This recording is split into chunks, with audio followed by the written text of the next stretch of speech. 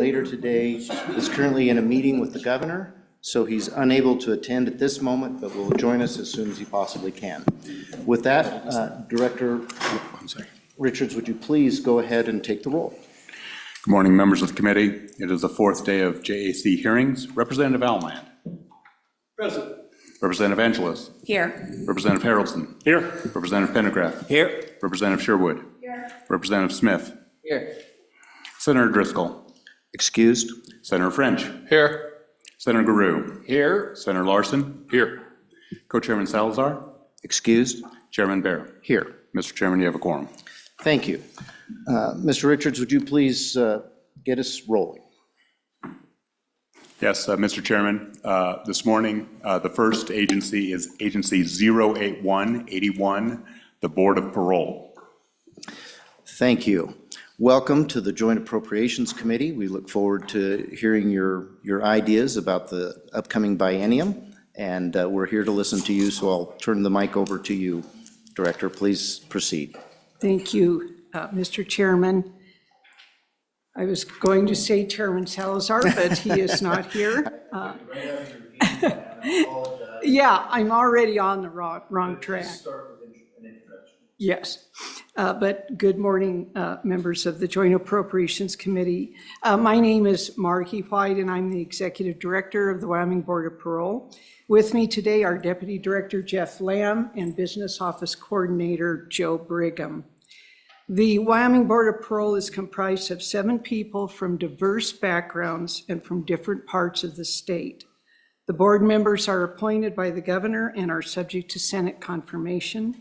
Their terms are for 6 years. They are really a volunteer board, although they do receive the legislative rate of pay for preparation for hearings and then attendance at hearings. They drive to all parole board hearings. There's been a folklore in state government for years that the Board of Parole is the largest user of the state plane, but that has not been the case for at least 3 or 4 years. So the board members drive to the prisons. The volunteer board members represent the best of Wyoming in its citizens' government. They represent the best of public servants. The board members want to serve their communities, their governor, and their legislature. They are extraordinarily diligent, and they make consistently wise decisions. Twice a month, a panel of 3 board members are at a prison or a community correction center throughout the state with 2 staff members. Either I go or Deputy Lamb. Mr. Brigham is always at all parole board hearings. At these hearings, the panel decides whether to parole inmates who are approaching their parole eligibility date. They also decide whether to revoke a parole grant after someone has released on parole, but then makes a series of mistakes, and we have to bring them back.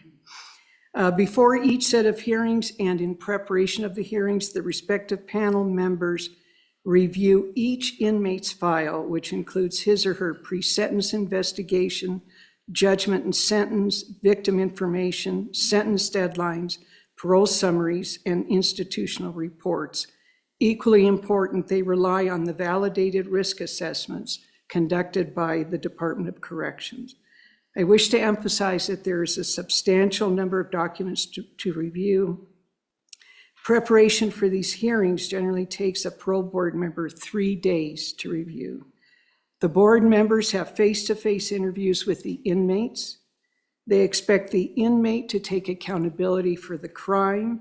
They expect the inmates to take accountability for their actions, which adversely impacted their victims, the victim's family, the inmate's own family, and their own community.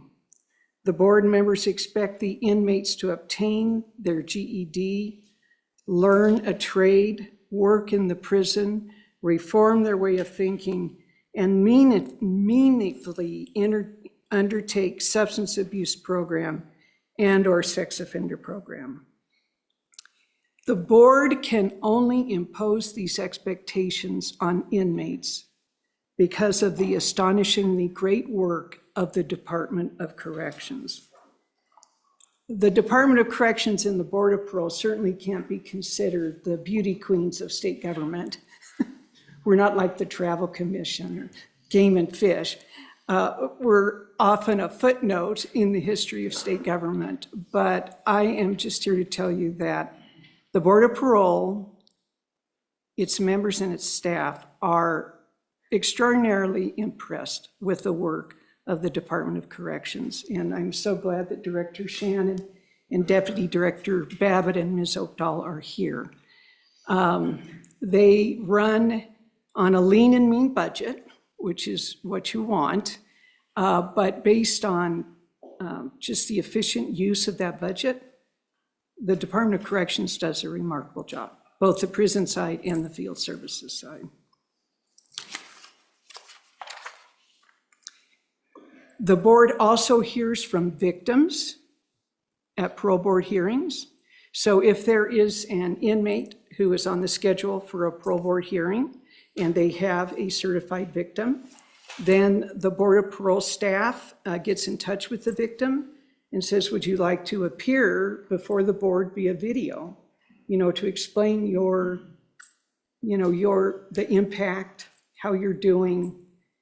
And many times the victims are too scared to appear via video before the board, or it brings up all of the bad memories. But we give victims that opportunity. And the victim hearings are very profound. And it's oftentimes a good time to educate the victims about the Board of Parole and that, we are subject to the judgment and sentence that was imposed by the court. We cannot add to the sentence or detract from the sentence. But I think for the most part, the victim hearings are a very good thing that the Board of Parole does, because at the very least, the board members extend, in a figurative way, a warm hand and a sympathetic heart.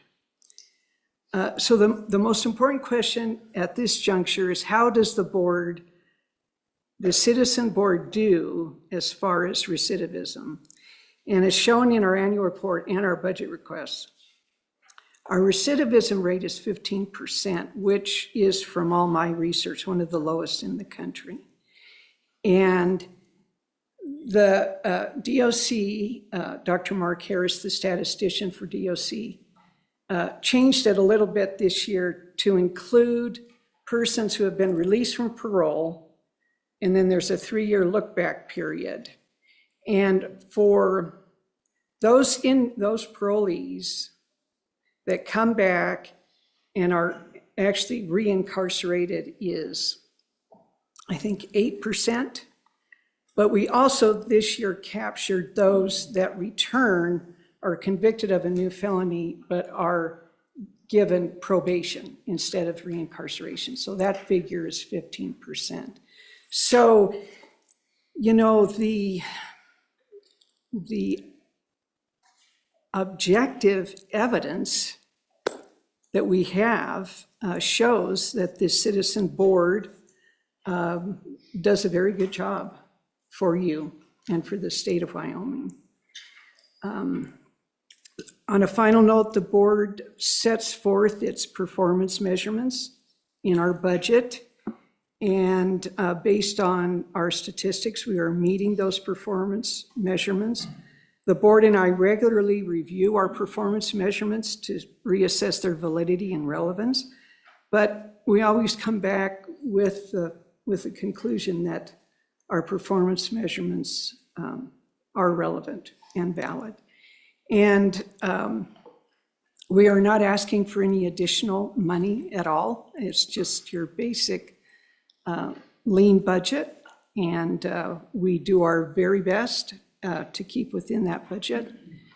And we were appreciative of the money, the additional money that was infused this year for increased travel costs. Our 200 series was starting to look very scary, so we were so glad to get that additional $25,000, I think it was, in our budget. And with that, Mr. Chairman, I will stand for questions. Thank you. All right. Well, Director White, I would like to start by thanking you for running on a lean budget and keeping your expenditures under control and coming with a very clean budget here today. We appreciate that. We appreciate your using measurable objectives to accomplish great work for the state of Wyoming. And though it seems like you're not getting a lot of daylight or sunshine, we do appreciate you. And so this may be a moment for you to receive a little bit of that from this committee. We do appreciate your work. It is important to the people of Wyoming that our inmates get an opportunity when they have done the right thing to get back into society and contribute to our society. So your work is very important to us, and we do appreciate it, and I want you to know that.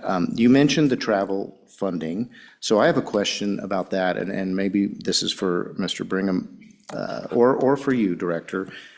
First of all, what drove the choice to not use the state jet so much, and is that working? And second of all, is there a need that we don't see here that you haven't asked for? And we'd like to hear about that. Oh, well, thank you, Mr. Chairman. A couple of years ago, I asked our fiscal officer to do a comparison of, all of the mileage in particular and the hotel costs associated with all of us driving to parole board hearings, as opposed to what the cost of the state plane would have been at that time. And it is still more cost effective for us to drive. And I know that some of the older board members remember the state plane and they pine for it every now and then. But no, we do double check that, and it's still more cost effective not to use the state plane. And we are, the other thing that we look at is whether we should ask motor pool in the governor's office if we should have our own permanently assigned vehicle. But again, we looked at that, and it's still cheaper for us just to run down to motor pool and get a car from motor pool. So We really appreciate that. At least I know I can say that I do. All right, any questions for the director? All right, Representative Smith. Thank you very much for being here. Thank you, Mr. Chairman. Couple quick questions as far as recidivism and everything like that.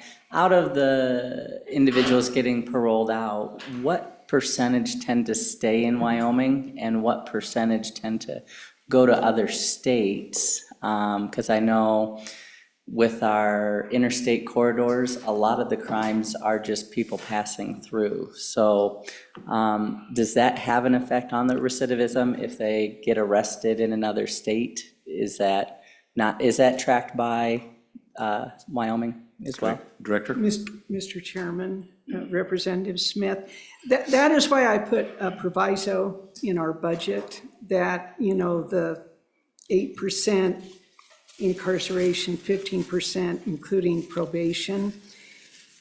I don't believe that DOC or the board can track whether a parolee released who moves back to New York has committed a crime in New York. And that's why I wanted to put that proviso in the budget.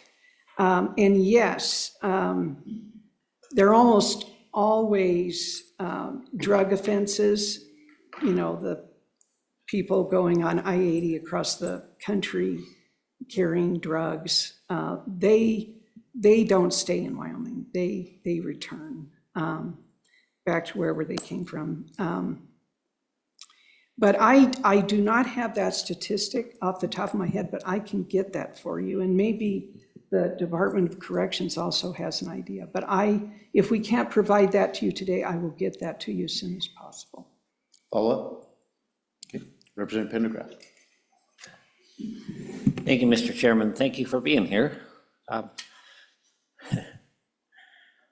If somebody wants to run an amendment to sell a state plane, as has been done perennially. Maybe they'd contact you and get your data, get your numbers. But seriously, my question, we spoke yesterday with the judiciary, and one of the things they talked about was being able to testify remotely. Is there a provision for a victim who might be intimidated by being in the same room with that, for them to be able to appear remotely at your parole hearings? Director White? Mr. Chairman, Representative Pendergraft, the victims do appear via video. So that is the standard procedure, just to give them that comfort. Yes. Okay, very good. All right, and that probably affects, well, I guess that it's a personal cost to them to show up. It's not something the state funds, so. Okay. Yeah, go ahead with the follow-up, Representative. Thank you, Mr. Chairman. So if somebody actually did want to appear in person, is that permissible? Is there a provision for that, or is that not acceptable? Director White? Mr. Chairman, Representative Pendergraft, we could certainly make that accommodation. Senator French? Oh, I'm sorry. Did you have more? No victim has asked that for regular parole board hearings, but yes, I'm sure we could make an accommodation for that. Okay. Senator French? Thank you, Mr. Chairman. Director, if an inmate comes before you and is granted parole, and they violate the terms of their parole and back in prison, do they get another chance to come before the Board of Parole? I mean, at some point, good behavior or whatever, or do they just flat have to finish out what they were sentenced to? Director White? Mr. Chairman, Senator French, no, they have another opportunity. The board is somewhat concerned about granting parole to someone who has revoked their parole previously, but no, they have that opportunity. So what happens is someone out on parole and they either abscond from supervision or they're convicted of a new felony, we have to bring them back. And we have a revocation hearing. It's an evidentiary hearing. The parole agent testifies. The 3-member panel hears the evidence and determines whether to revoke their parole grant. And at that hearing, that sets their new parole hearing quarter. So a year from a revocation, that inmate will be back seeing the parole board. And maybe they've done well. Maybe they have retaken substance abuse program, maybe taken some more, thinking for a change type classes. They have behaved properly. And at that time, the board may give them a second chance to go out on parole. Further questions? Thank you, Mr. Chairman. And Director, thank you for being here. I will reiterate what you've already heard. Thank you for what you do. As a pastor and a legislator, I've walked people through and been with people as they've walked through some of the darkest times of their lives and also some of the coolest turnaround stories of their lives. So thanks for being a part of those turnaround stories. It means a lot. Talking back on the travel and those meetings, do those meetings travel to where the hearings are being held for these individuals? So is it a situation where you've got a person and say Rawlins that's on parole? Does the board travel to Rawlins, or are they all held in Cheyenne? And then where are the board members located around the state? I'm just trying to get an idea of kind of how that travel process looks, more just for information than anything. Mr. Chairman, Representative Harrelson, when a parolee engages in the type of conduct that warrants us having to revoke their parole, since they have been out in the community, they are kind of a new intake. So when they return to DOC for their revocation hearing, it's always at WMCI. So the parole revocation hearings are held every month at WMCI. The board members are a remarkable group of people. There are 3 members from Cheyenne, Kathy Wright, who, would you like a brief bio, or is that too? So Kathy Wright, Lori Garrison, who is a former member of the House of Representatives, and Sally Meeker are from Cheyenne. Billy James is from Torrington. Scott Wanser is from Casper. Dave Gray is from Rock Springs, and Scott Galkey is from Worland. And what happens is we have to have the first set of hearings each month is at WMCI, which is the Wyoming Medium Correctional Institution in Torrington. And we hold the parole revocation hearings, and then usually have some just regular parole board hearings. So there's a panel of 3 that, come to Torrington. And those usually last 2 days. Then once a quarter, after we do the Torrington hearings, we go to Lusk, to the Women's Center, to hold the parole board hearings for the women inmates. And then each quarter, then a panel of 3 and 2 staff members go to Newcastle, to the Wyoming Honor Conservation Camp, hold hearings, and then we travel to Gillette to hold hearings at the Adult Community Correction Center in Gillette, called the VOA. The next month, we go to the Wyoming Honor Farm, which is in Riverton. And then we travel to Casper to hear inmates at the ACC in Casper. And also there is this really remarkable, for higher custody inmates, substance abuse programming at it's called the Therapeutic Community in Casper. And then the last, but not least, we go to Rollins once a quarter. You guys are busy. Huh? Follow-ups? Yes. Thank you, Mr. Chairman. You guys are busy. Thank you for that information. That helps. Thank you, sir. Other questions for the board? I have one. I'd just like your perspective on this. I've been approached by a corporation that provides some materials to help with inmates, and it could be used for parolees as well. And it's basically, I would describe it as sort of a 12-step program for them. But it's very secular. I look at most of the 12-step programs. There's a element of spiritual, I don't even know what to say. There's a spiritual element to it, and they seem to be very successful when they have that there's something bigger than that person. I'm going to ask the director of DOC the same question, but from your opinion, when an inmate has to pay for a program like that, is it successful? Are you seeing that they have plenty of options? What are you seeing as far as their ability to get something that really helps them get on the right track in Wyoming? Well, while they're an inmate, there are tremendous programs available through DOC to the inmates at no cost to the inmates.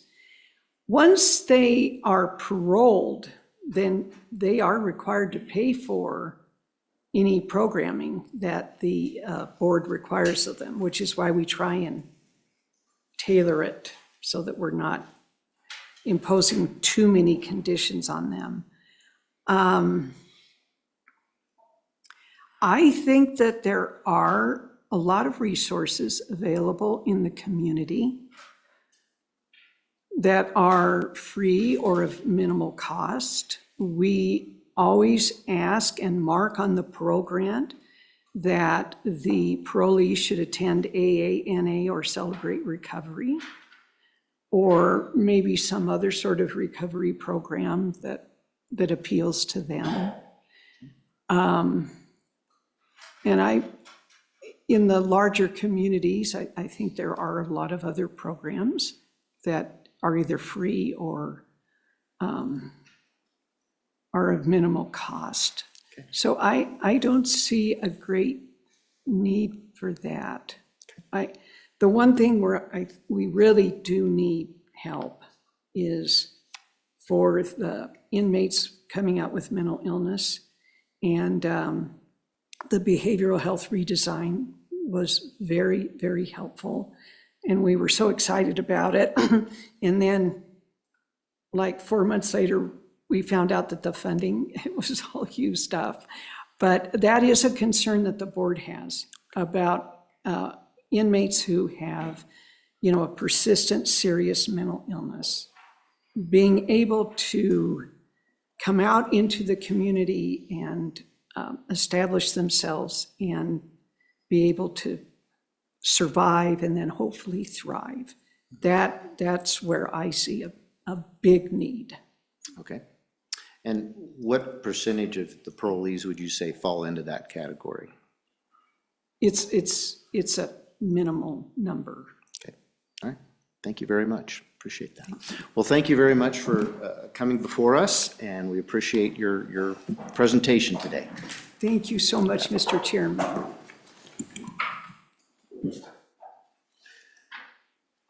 Director Richards, please proceed. Yes, Mr. Chairman, members of the committee, the next agency for your consideration is Agency 08080, the Department of Corrections, and with us today is Director Dan Shannon. I believe he is joined by the CFO, Troy Luce. Try Los.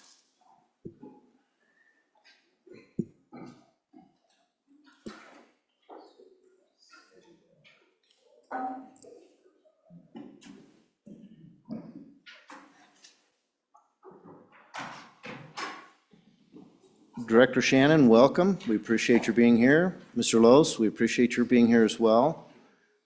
We got you up here 2 minutes early, so let's try to stay on that kind of path if we can. We appreciate your being before us today and look forward to hearing your presentation. Chairman Bear, committee members, good morning. I'm Dan Shannon with the Wyoming Department of Corrections. To my right is our CFO, Mr. Troy Luce. Directly behind me is our Deputy Director, Heather Babbitt, and sitting also with her is our Deputy Administrator, Kayla Oakdahl. Thank you for giving us the opportunity to speak before this committee today. Mr. Chairman, two things. One is I can answer some housekeeping questions. First of all, I'd like to say that I am honored to work with the Parole Board and the work and the service they provide to our state. It's impeccable. The amount of time and responsibility that's provided to our citizens is exceptional. Director White and her staff do an excellent job. To Representative Smith's question, 6.8% of the inmates that are paroled go to another state. And Mr. Chairman, your question on percentage-wise that have severe mental health, it's almost 18% when they're released. So I hope that answered some of the questions. Director, it's 18% of detainees, but I was asking on her situation, on Director White's, about parolees. So she said it was minimal. I don't know if 18% is minimal. Are your mental health inmates being paroled, or many of them staying long-term or life sentences? Mr. Chairman, both. What I mean by that, 24%, anecdotally, 24% of our inmates are receiving mental health treatment. And there are times that we must release. I'll give you an example. We just released someone in the center part of our state that we worked 2.5 years with the Parole Board on a reentry program until everyone felt comfortable enough to release that person back into the community. It took a yeoman's task but the person was eligible for parole. 2.5 years later, I called the Parole Board and said, I think we're ready now, would you accept this? So that's the extent that our reentry team works with. Director, that begs the question, 2.5 years of preparation on your part. I assume that the Parole Board and your department would look at what are the resources where we're releasing them to make sure that they can thrive, as Director White had mentioned. Is that part of the process as well? Mr. Chairman, committee members, that absolutely is a part of the process. We actually have reentry parole officers that specifically will focus on those individuals several times a week to make sure they're getting the services they need. Very good. Thank you. Mr. Chairman, before I walk through my budget, I would like to provide some brief comments. I wouldn't anticipate it would take more than 4 minutes with your permission. You have my permission. Please proceed. Thank you. Mr. Chairman, committee members, I've had the privilege to be the director for the Department of Correction for the past 5 years. I've never had a higher level of responsibility as well as satisfaction. It takes many classifications of employees to keep our citizens safe, and I'm extremely proud and blessed to be a part of their team. The Department's Corrections mission is simple. It's public safety. We don't arrest, commit, or release individuals within our state. The public should have the expectation that we return those in our charge better than we received them. They should also expect that we do it right each and every time, even though that's not possible. Our staffs risk their lives every day to meet our mission, which is creating less victims across our state. The Department of Corrections' core values is embedded in the state's constitution, and it drives how I lead and make decisions for public safety. When most safeguards and critical services are exhausted, these individuals are sent to the Department of Corrections, as we are the end of the road. We safely, humanely, and securely oversee 8,000 incarcerated individuals and offenders. How we accomplish has become more sophisticated and purposeful over time. The Department of Corrections is much more than just prisons. We operate 5 institutions, 23 parole offices, contract 3 adult community corrections centers, and 1 therapeutic community. Our uniformed staff are peace officer standard certified. 127 probation and parole agents ensure community safety by mentoring and supervising convicted felons. Our departmental success requires educators, treatment, medical providers, maintenance, and a gamut of skilled professionals. Once again, we manage more than 8,000 convicted felons in our state that do not want to be managed or supervised. All of this is supported by a small central office that also includes our fiscal operation, investigation, and canine unit. We are a robust and critical spoke of the wheel that encompasses the law enforcement profession. Just a few highlights from the past year since I came before this committee. Our first cohort of 8 women at the Women's Center will graduate from the University of Wyoming this coming summer. A group of 20 men from WMCI will graduate the following. All these participants will receive a bachelor's degree in general studies. There is no cost to the state for these educational opportunities.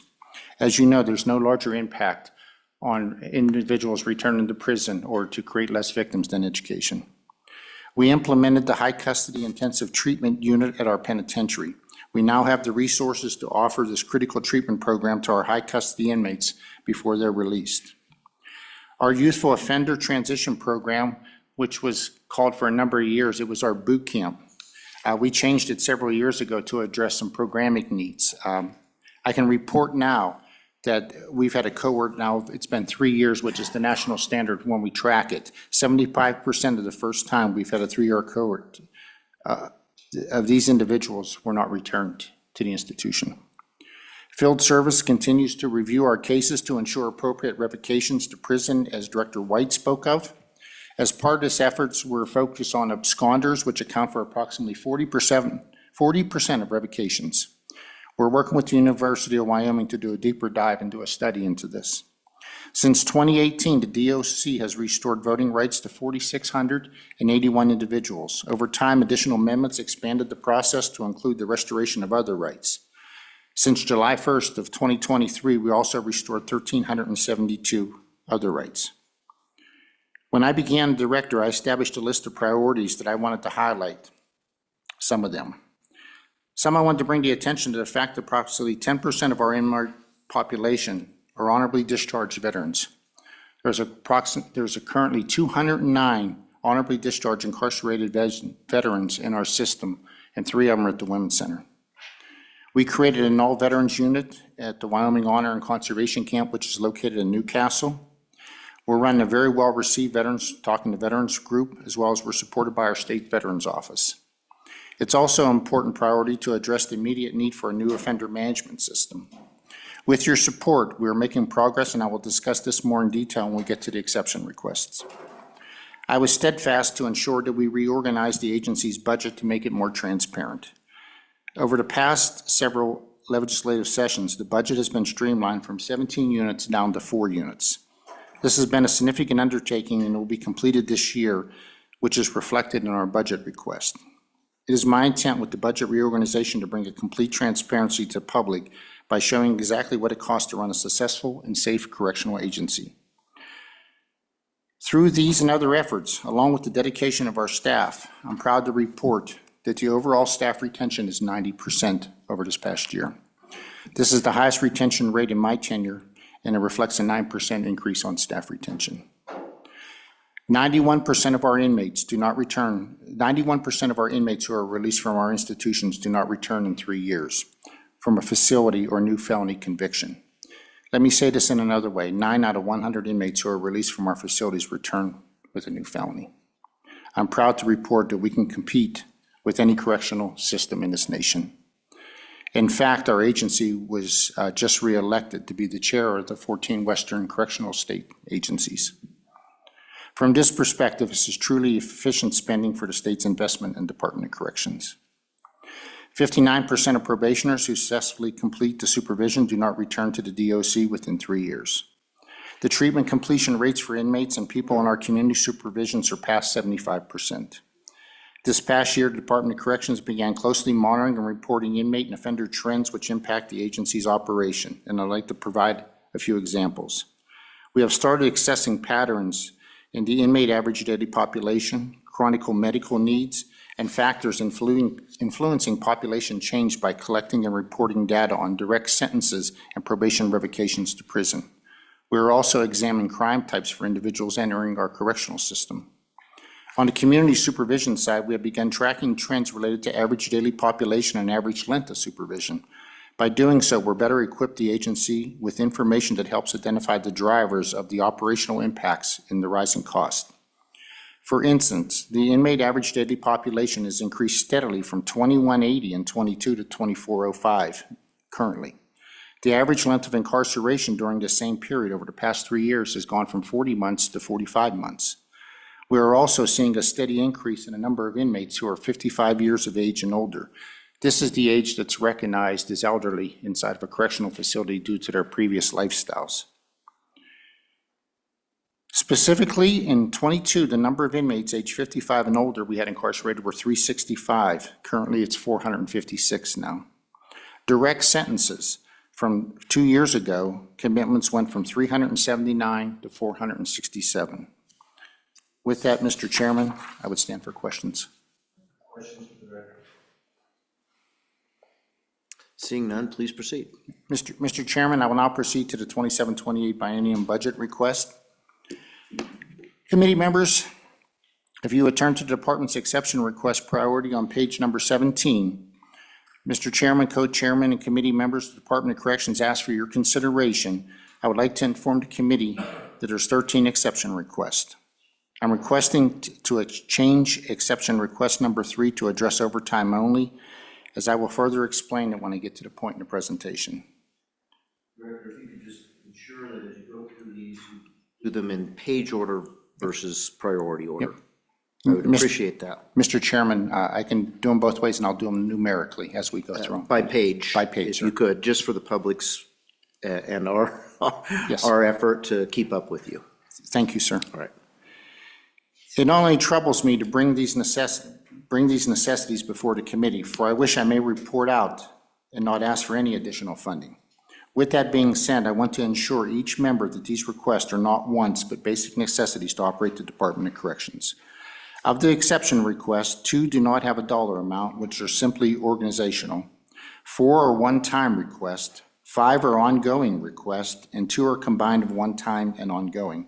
In total, we have $41,837,634 in total requests, $33,349,718 in one-time requests, and $7,787,916 in ongoing requests. We are requesting $21,198,773 to be effective immediate in funds. If all of our requests are granted, our total outgoing budget will be $292,497,928. Our overall ongoing general fund budget increase, if approved, would be 2.74%. We are not asking for any additional positions or to grow state government. These requests reflect the actual cost of doing business for the Wyoming Department of Corrections. Mr. Chairman, committee, I'd like to begin with our budget request. As I proceed through these requests, I'd like to point out that 6 requests are broken out by unit. For example, our inflation letter, food, utility, and overtime requests are broken out over multiple units and multiple pages to demonstrate the cost at each site.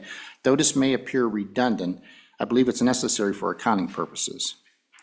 When I announce the said request, I will include the unit number, pages, location, and amount to minimize the confusion. I will go numerically, page by page, to be fluent, but it's my belief if I do not categorize the request as a whole, I'll be jumping back and forth. And Mr. Chairman, if I could provide a quick example, and hopefully it provides clarity for our committee. The overtime request, it's in WMCI's budget, it's in the women's, it's in 5 different budgets. The food budget, it's in 5 different budgets. So if we have 4 of those are 20 different times I'd be saying, well, if you turn to this next page, now we're back to the food. So I will touch on those, but at the beginning of each segment, I will give all the pages, I'll give the total amounts, and then when I get to those, I'll touch and ask that we touched on it or answer questions, if that's permissible. Mr. Chairman, thank you, and I'll begin to review our budget request in numerical order, beginning on page 33 of our biennium book, which is the DOC's priority 12A. This is a position movement from 3131 to unit 1111. These positions include moving a DOC research manager and public request specialist from support services to the director's division. There is no budget impact. This should have been done the prior division, because during the 23-24 biennium budget request, DOC was approved to restructure the agency. This is simply a cleanup of the restructure to meet the goal of aligning operational functions and being more effective. This also ensures that the positions are being compensated out of the correct budget unit. I have 2 of these, so we'll take them out of one unit and put them in another unit. Then we'll also remove the fiscal funding, and so it'll be 4. It looks like it'll give the appearance. Mr. Chairman, I'll stand for questions. Senator French. Thank you, Mr. Chairman. Excuse me here for a second. Page 17 on your priority number 1, out-of-facility housing at county jails and out-of-state. How much is paid to, like, if a county jail says, I'll take 5 state inmates, how much are they paid daily per inmate? Director, I'm going to, since this is out of order, the question's not out of order. I'm just saying we're going out of the linear order. I'm going to ask you to just let us know what page number is that going to be on? So how long are we going to wait before we get a full explanation of number 1? On number 1? Priority number 1. Where can we find priority number 1 in this book? That's on page, Mr. Chairman, it's on page 38. 38, so we're not far from that. Correct. Okay, so please proceed with the answer of the senator's question. Mr. Chairman, any questions on the first page? We'll get to that. Just go ahead. The first question we got was on a different one, so we'll have you go ahead and answer it, and then we'll get to that. Okay, Mr. Chairman, if it would please the committee, we'd turn to page 38. Okay. Which is biennium book, and priority, this is priority number 1 that Senator French spoke of. This is for out-of-facility housing in the amount of $9,312,374, which is one-time funding effective upon signature. Committee members, in November of '23, this department relocated inmates to Wyoming County jails and a prison in Mississippi as a result of staff vacancies. This decision was implemented to ensure protecting our staff, those confined, as well as our community, while also preventing potential constitutional violations within our prisons. We moved our inmates out without being provided any funding.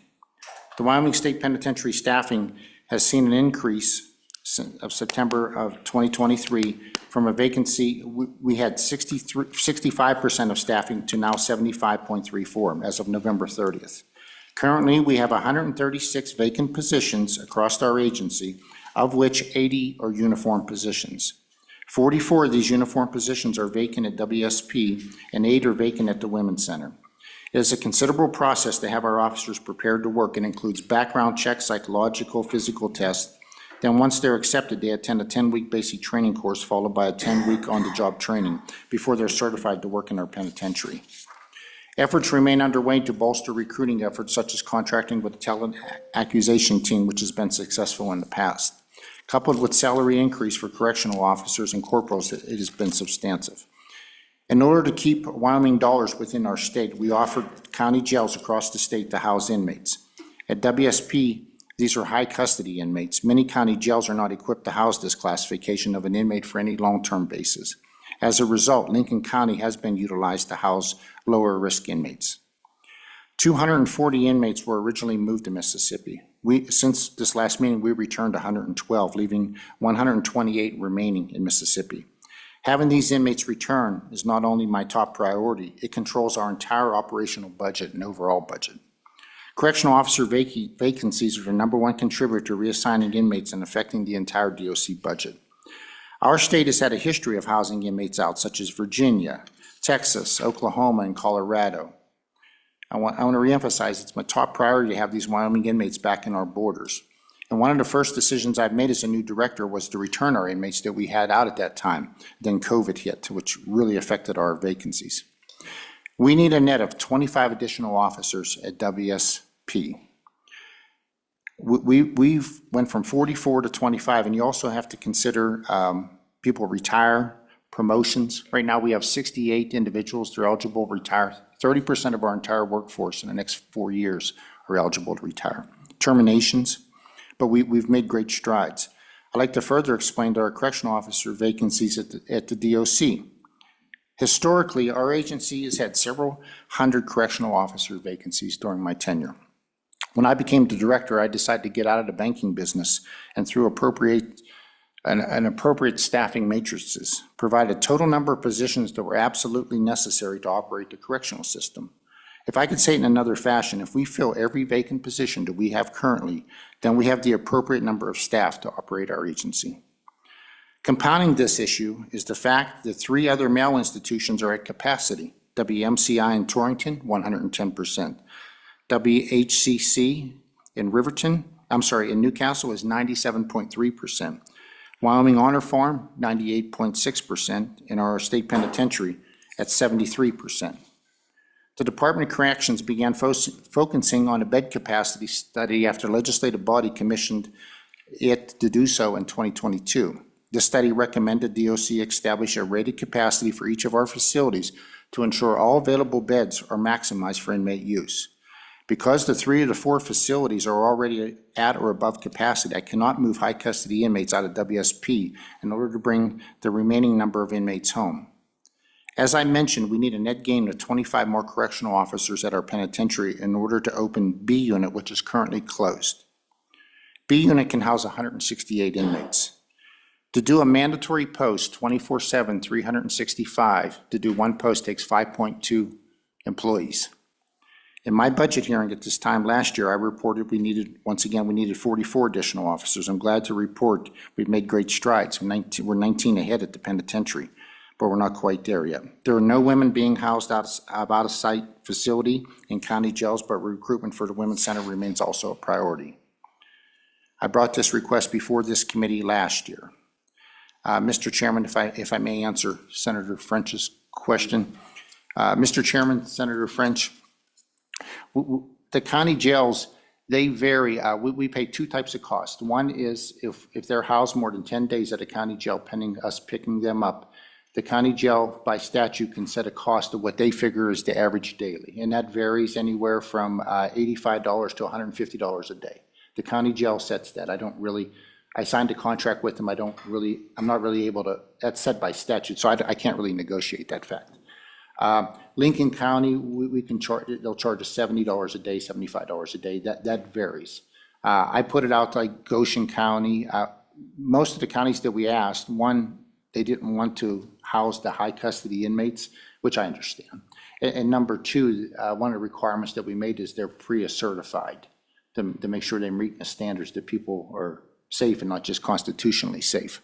So to answer your question, on a daily rate of pickup, it's between 65 and 150. And on an average, if a person was to house, it would be $70 plus we'd also have to pay for the medical. I hope that answered your question. Allow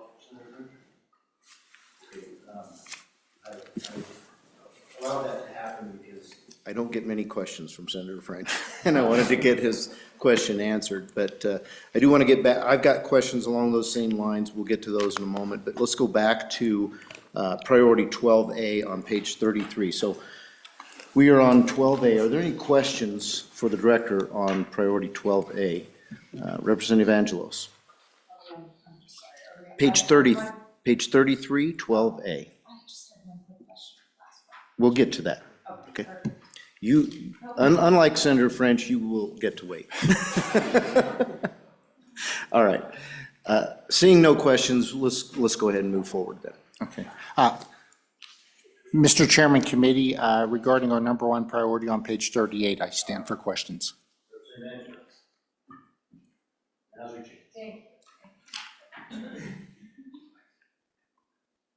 Thank you, Mr. Chairman. If I can get my microphone to work.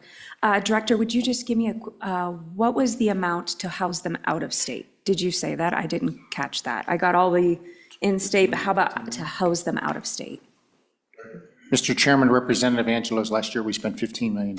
Okay, could you give me the day rate for that? I'm sorry, I wasn't clear. Oh, What the was the day- day rate?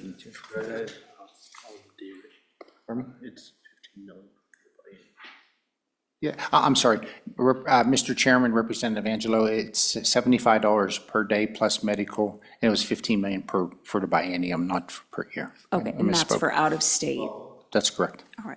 And how does that $77 compare to what it costs you? Mr. Chairman, thank you for a question. I think it's often, well, I can't say it's often. I think in the past it's been misrepresentative.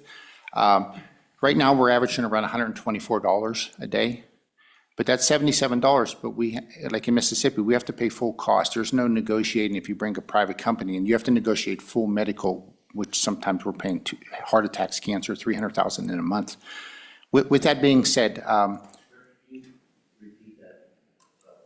yes, when you go, sure, I'll slow down, Mr. Chairman. When you're housing out with a private firm in out of state, and it's no different than our county jails, you're paying full cost medical. Because you're a third-party provider, you're not eligible to negotiate a medical contract, so you're paying full wage. And we've had bills in excess of $250,000 to $300,000 on heart attacks. Everything that happens in our community also happens in our correctional systems. People have strokes, cancer, brain cancer, things of that nature. The Department of Corrections, when you look at our budget, one example is to say, what is it cheaper to house? How's it compare? Is it cheaper to house out privately? How should we do things? You look at our budget, the 4,000 division was our prison division is $163 million. When I started out by saying the Department of Corrections does more than just run institutions, we also run 24 field offices. We run a number of things. So if you took all the monies funded to prison division and all the programs and everything that does with the prisons, $163 million. You take 2,450 inmates, divide that by 365, and then divide that by 730, and you divide that into 163, you come up with $89 per day. And then the medical, you take the medical contract, anecdotally, it's like $42 million. You do the same division, and that brings it up to about $122 per day. So Representative Angelos, or Mr. Chairman Bear, I hope that answers your question, how we compare. It does. Mr. Rose, maybe you could put a finer point on it by telling us, of the $15 million, how much of that is healthcare, how much of that is the standard $77 housing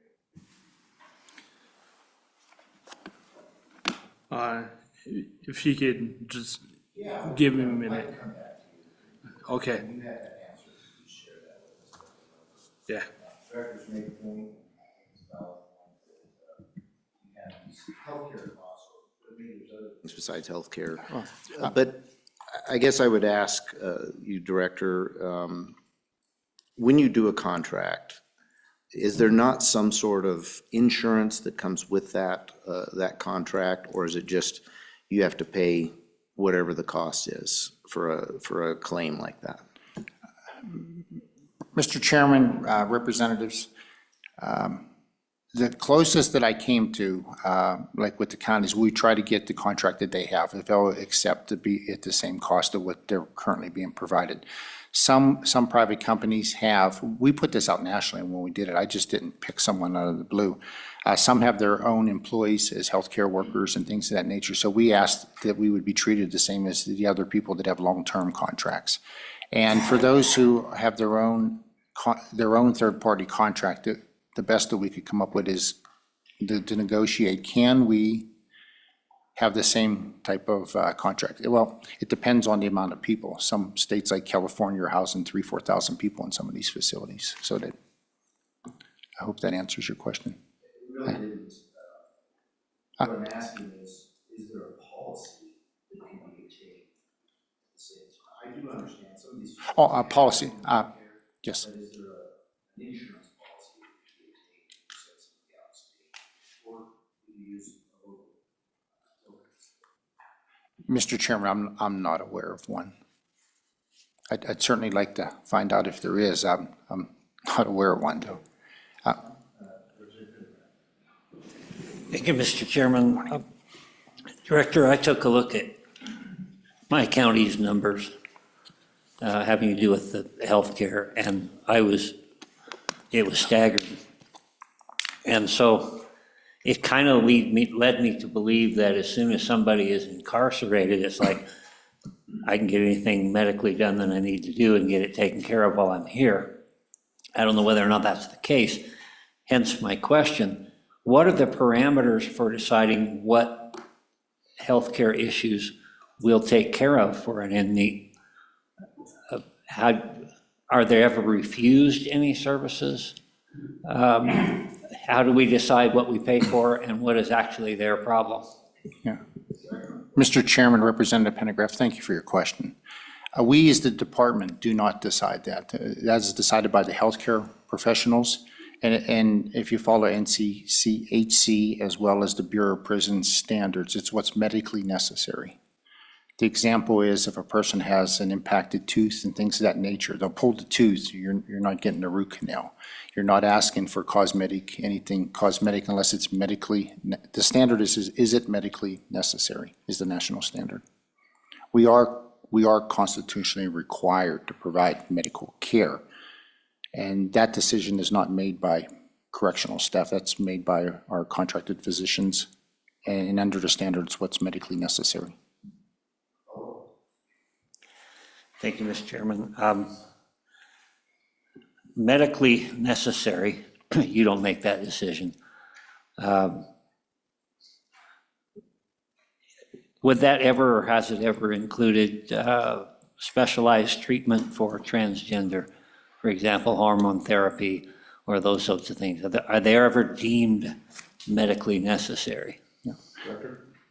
Mr. Chairman, Representative Pendergraft, that is not included any form of transgender surgeries or anything of that nature. With that being said, it has included when people are committed to our agency, if they're on a certain medication, they'll remain on that medication depending on the doctor's determination. It would be no different if we're on HIV medication or cancer treatments or things of that nature. Further questions? Thank you, Mr. Chairman. Thank you, Director, for being here. You had mentioned, I guess, a couple different questions. One, you mentioned B unit being vacant, but then you also mentioned 110% capacity. So I guess one question is, how do you do 110% capacity? What kind of things are you doing to do that? And then like with B unit being, where is B unit? And then if I'm not mistaken, are there a couple shells at WMCI that could potentially be finished out, but has that decision not been made to expand that because of employee issues? Mr. Chairman, Representative Smith, some excellent questions, and I hope I can answer them in the order that you asked them. First of all, it's 110% of rated capacity. That's what the bed study indicated we should find. And what does that mean? There you have people housed in the appropriate classification housing unit. And what I mean by that, if a person's a medium, they should be housed with all medium custody levels and things of that nature.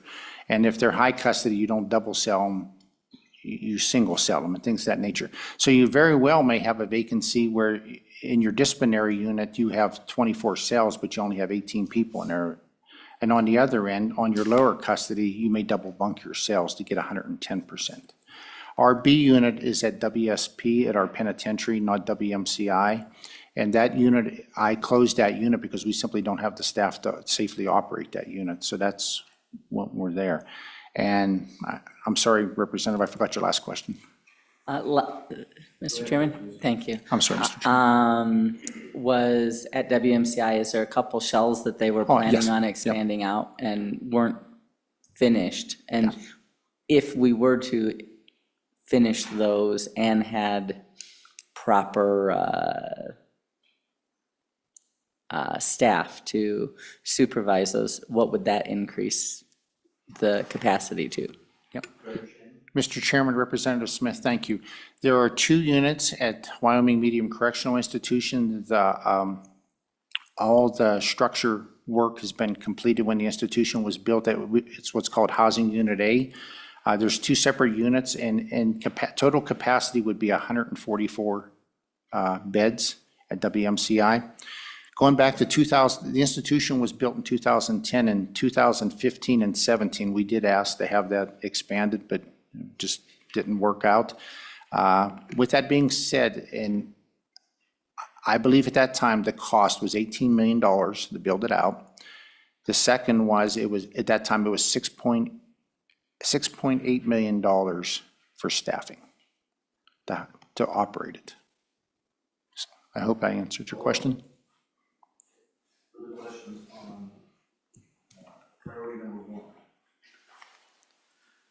Since we're on one of your larger priorities expenditure-wise, just a global question.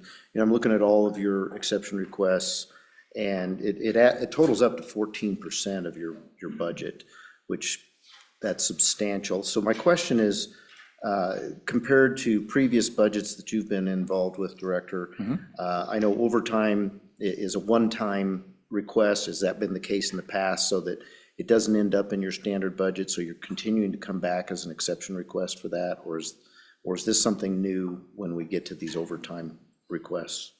Mr. Chairman, committee, it is new. I did come before this committee last year during the supplement and ask for that. When we were down really extreme with vacancies and we had to lock our institutions down, I came before this committee, and many of the members weren't here, and I asked to increase the wage from $19 to $25. And I asked to increase that wage, and I got the approval to do so without funding. So I came back in the supplement. It's same with the inflation letter. I came back in the supplement. Well, that didn't work, so I'm back again. Okay, so this pay raise to $25 an hour is part of your plan. It looks like you've already, mitigated, a third of your shortage. Yes. Which will help with the overtime. I appreciate that effort. That's good work on your part. So do you feel like this raise is, the funding of this raise is really going to do the trick, and we can get away from all these vacancies and solve some of these problems? Mr. Chairman, committee, I don't really have the answer to that. I can only tell you what we've done over the past year. We've greatly improved our rate. We went from 176 down to 80, in our officers. If you look at the farm, the camp, even Torrent, I think Torrington has 9 vacancies. So we've made great strides. Will it continue? Will it be competitive? I can tell you, when we looked at the rate, I wasn't looking Colorado, Nebraska. I'm looking Rawlins, I'm looking Lusk, Niobrara County, where an officer can go and work in a county jail and have the same benefits, the same retirement, and most of those places are paying more even than what we're paying now with this advancement. Thank you. Mr. Chairman, if I may also, the average cost that we're paying is $220,000 a month in medical for out-of-state. For out-of-state? Per month. 20,000 per month. Yes. The 15 million is a one-year number, A two-year number. two-year number, so it's about 7.5 million. Right. What's the $220,000 added up for a year? For me real quick. Trying to keep everything on the same scale. That's 2.6 out of the 7, so hopefully that helps your thinking there, Representative Angelos. 2.6 out of the 7.5 million is above and beyond the $77 a day. Okay. So there would be another third, call it $25. We're at $100 and you're at about 124 all in per day. So pretty rough math there, but. Are there other costs that you incur on out-of-state or when you leave them in the sheriff's, the county facilities, besides this medical that was $220,000 a month? Mr. Chairman, committee, thank you for the question. The transport alone, we brought 112 back, but we also have to, we will utilize digital services, for parole hearings and things of that nature. But the bottom line is certain people are being released, even though we break that down, certain people are being released. People become ill. We've brought people back to become severely ill so we can pay our medical at a cheaper rate and things of that nature. And I think last year we had over $300,000 just in transportation. We have a case manager. We also pay for a oversight person on grounds that oversees to make sure the contract's being followed. Our caseworker, we'll send a caseworker once a quarter. We'll go visit our inmates there to make sure they're being treated humanely and the conditions are being followed, things of that nature. Okay. So there is a considerable. And all that's included in that $300,000 a year? No, that's all an additional. I mean, the 300,000, that's on top of the. No, that's on top of it, sir, yes, yes. Well, when you transport, to take individuals like that and put them in a bus and you're looking probably 18, 19 hours of driving and getting a sheriff bringing through every county, you have to notify them. It's cheaper and safer to fly them. And some of them costs can be $100,000 to bring 80 to 90 inmates back. Okay. I assume that you try to get them all on the same bus as much as you can to try to save money on transportation when you have multiples. Yes, sir. We're not bringing one or two unless we have flown people that are medically, it was financially beneficial to bring them back and make sure that they're getting the treatment they need and it's costing us correctly. Okay. Further questions on this priority 1? All right, Director, please proceed. Yeah. Mr. Chairman, if it pleases the committee, I would ask that we turn to page 42, which is our priority number 2, Governor's Inflation Letter. It was from the past biennium in the amount of $9,691,841, which is one-time funding request. This agency's priority number 2, which includes Unit 119 on page 42 in the amount of $773,436, 432 on page 216 in the amount of $7,559,094, and Unit 4522 in the amount of $1,359,000 on page 266. In the governor's letter for BFY 2526, the amount requested was $11,665,314 initially. Our agency, even though that was granted, our agency did not receive the request. We requested $9,691,841 at this time because this is the exact number of costs to pay our bills and get us through the remainder of this biennium. Ongoing inflation costs are a separate budget request, and I'll discuss that shortly.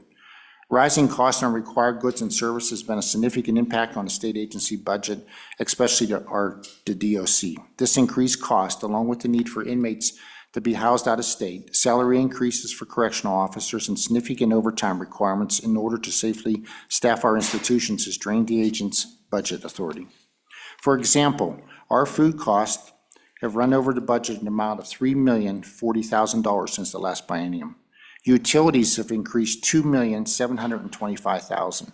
Combine these expenses with medical and out-of-facility housing expenses, we are not able to sustain the operations. I'm not projecting inflation and comparing it to national costs in surrounding states. These are the actual costs and the bills. As I mentioned earlier, the housing out of state for the biennium was 15 million. Officer pay rate was 4,797,000. This exception request is not an expansion in any sort. It's simply to pay our bills statutorily and mandate the operations of facilities. Mr. Chairman, I'll stand for any questions you have. Any questions for this priority? Priority number 2. Seeing none, please proceed. Mr. Chairman, if it pleases the committee, I would ask to return to page 72. It's a commissary spending authority for our agency. We, the Department of Corrections, request a total of $700,000 increase in spending authority for the agency. This number is derived from the Wyoming Honor Conservation Camp Commissary, which is Unit C-103 on page 72 of our book, in the amount of $350,000. This request also includes the Wyoming Honor Farm Commissary, which is Unit 105 on page 81, in the amount of $175,000. And lastly, at WMCI in Torrington, Commissary Unit C-109 on page 90 of our budget book, in the amount of $175,000. This request is driven by rising cost of goods sold and necessary to maintain operations at our current service level. These items are purchased by our inmates and those who are confined. It does not affect our general fund, as they are special revenue funds. Basically, we're asking for spending authority increase because the price of commissary items have increased. Mr. Chairman, I'll stand for questions. Any questions on priority? Mr. Co-Chair, Mr. Co-Chair, go ahead. Director, I apologize. Tell me about the honor farm. What's going on over there? How everything's going? Director? Yep, Mr. Chairman, Chairman Salazar, I believe things are going well. We are at capacity at there, but we're also fully staffed at the farm. We have 300 inmates there. One thing that we are struggling with is we've had that wild horse program for 35 years. The wild horse program, we've had that for 35 years. The BLM extended our contract and they put it out to bid. We brought the EPA and a number of tests. We passed everything. We submitted the proposal. The BLM awarded us the contract, and then they pulled the contract back. And the nature. So we talked this summer about this. Yes. So what's gonna happen? Director? Mr. Chairman, Chairman Salazar, I'm uncertain what's going to happen. We now have a contract till March. One of the contested issues was inmate labor. We've had it reviewed to our Attorney General's office. The inmate labor, we meet the standard. The BLM indicated that they believe we should be paying prevailing wage to inmates if they're working the program. It's a volunteer program. Yeah, that's right. Okay. And that's really where we're at a standoff at this point. So this was dealing with the past administration and, yeah, okay. Yep. Well, will you keep, Mr. Co-Chair, you'll keep us informed though with regard to that, because that's a program that I think is beneficial. And Chairman Salazar, absolutely. Thank you. Okay. All right, further questions? Representative Pendergraft. Thank you, Mr. Chairman. On the wild horse program, I actually gave a couple of horses many years ago, which leads me to say, okay, obviously the BLM is a source for stock, but there are a lot of people out there that have horses that they never do anything with. Has there been any thought to getting the word out that you might be able to take in these horses and put them to work and maybe relieve some? People thought it'd be a good idea to have a horse and then they got to the reality of it. Is that a possibility? Director Shannon? Chairman Bear, Representative Pendergraft, I always believe that's a possibility. We do that in all our communities where we have for dogs. We have dog programs in each one of our, and we do the same for people that just can't take care of their dogs no more, and then we retrain them and then they're adopted out. So yes, it's always a possibility. the purpose of the program is to ensure that they're provided a safe and gentle horse. We don't do a lot of, we do work on the farm, but not a lot of work. So the purpose of the program is to ensure that we can return the animal back to someone that could utilize it, so. Follow-up? Okay. Further questions on this priority? Representative Angelos. Thank you, Mr. Chairman. Director, have you reached out to the federal delegation to talk to them about the changes with BLM? Director? Chairman Bear, Representative Angelos, through the governor's office, we're doing so. I personally have not. I've been working through the governor's office. Okay. Follow-up?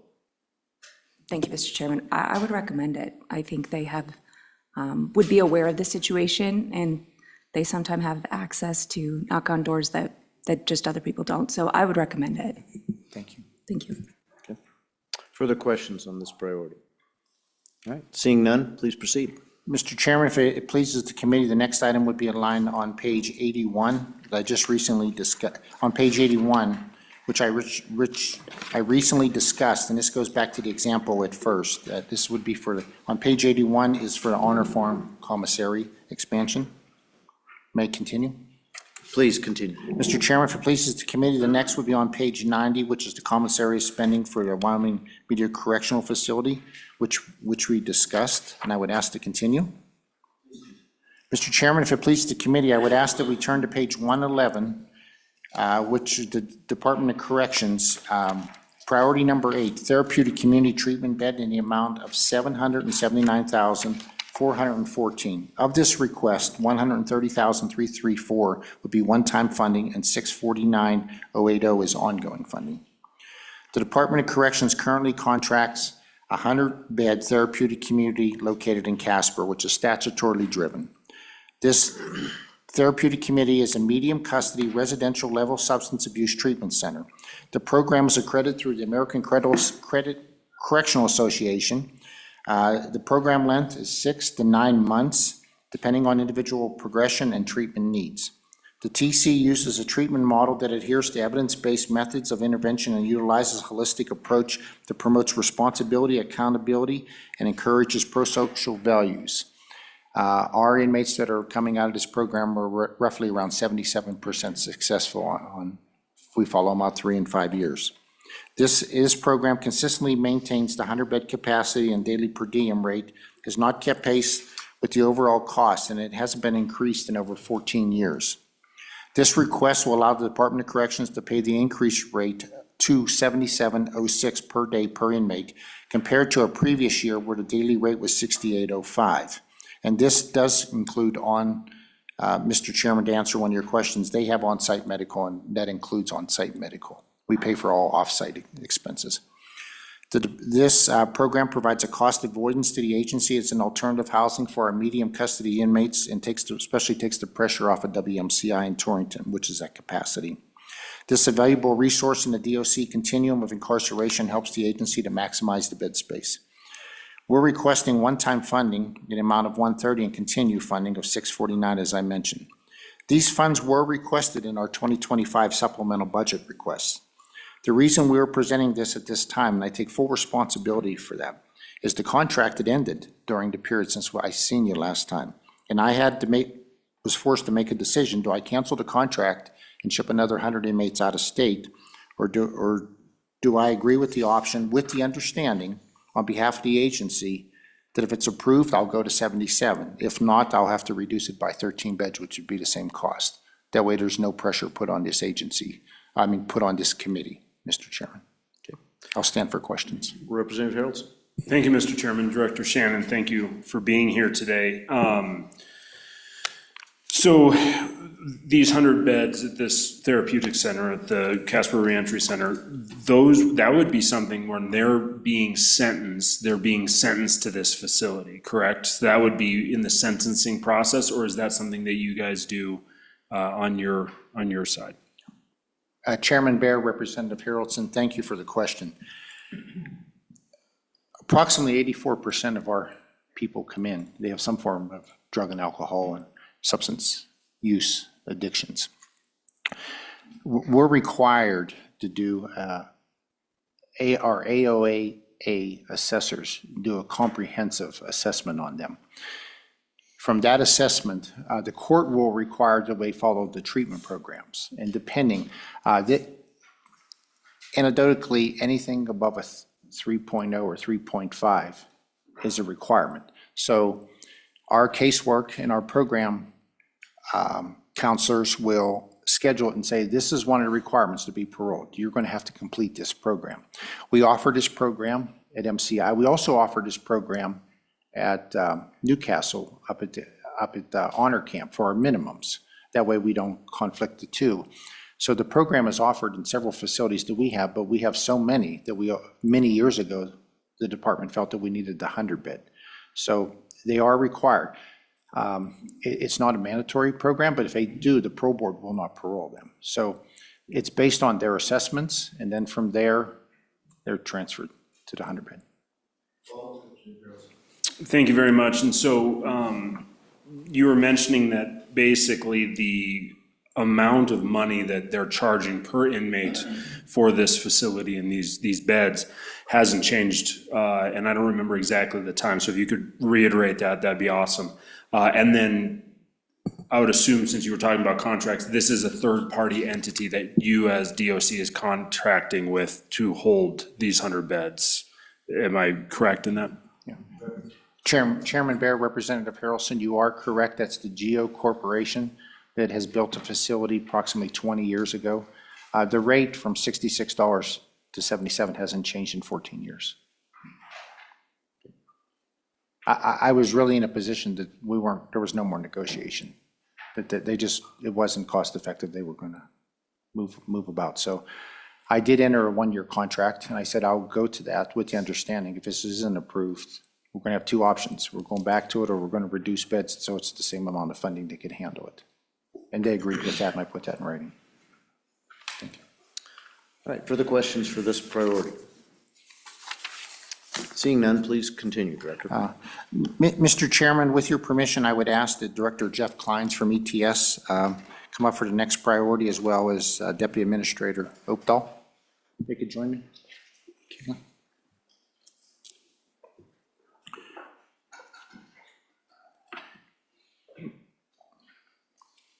Mr. Chairman, if it pleases the committee, I would ask that we turn to page 125, which is the WDOC priority number 9, offender management replacement funding, in the amount of $12,250,000. This is one-time funding, and since I put it in, the governor's recommendation is also that $3 million of this to be effective immediately. Committee members, based on the original legislative Barry Dunn report, our systems were identified as high risk and recommended for replacement. In 2023, our department received funding from this legislative body in the amount of $380,000 to begin phase 1, where we partnered with ETS and worked with the consultant, Infotech, to develop workflows and necessary technology needed in order to equip the agency with the knowledge and understanding the system needs replaced. In accordance with these appropriations, the DOC completed the phase, the business plan, the support and assist from ETS. The consultant provided recommendations for industry standard corrections and changes to current practices. During this process, a complete list of requirements to replace the current offender management system was created.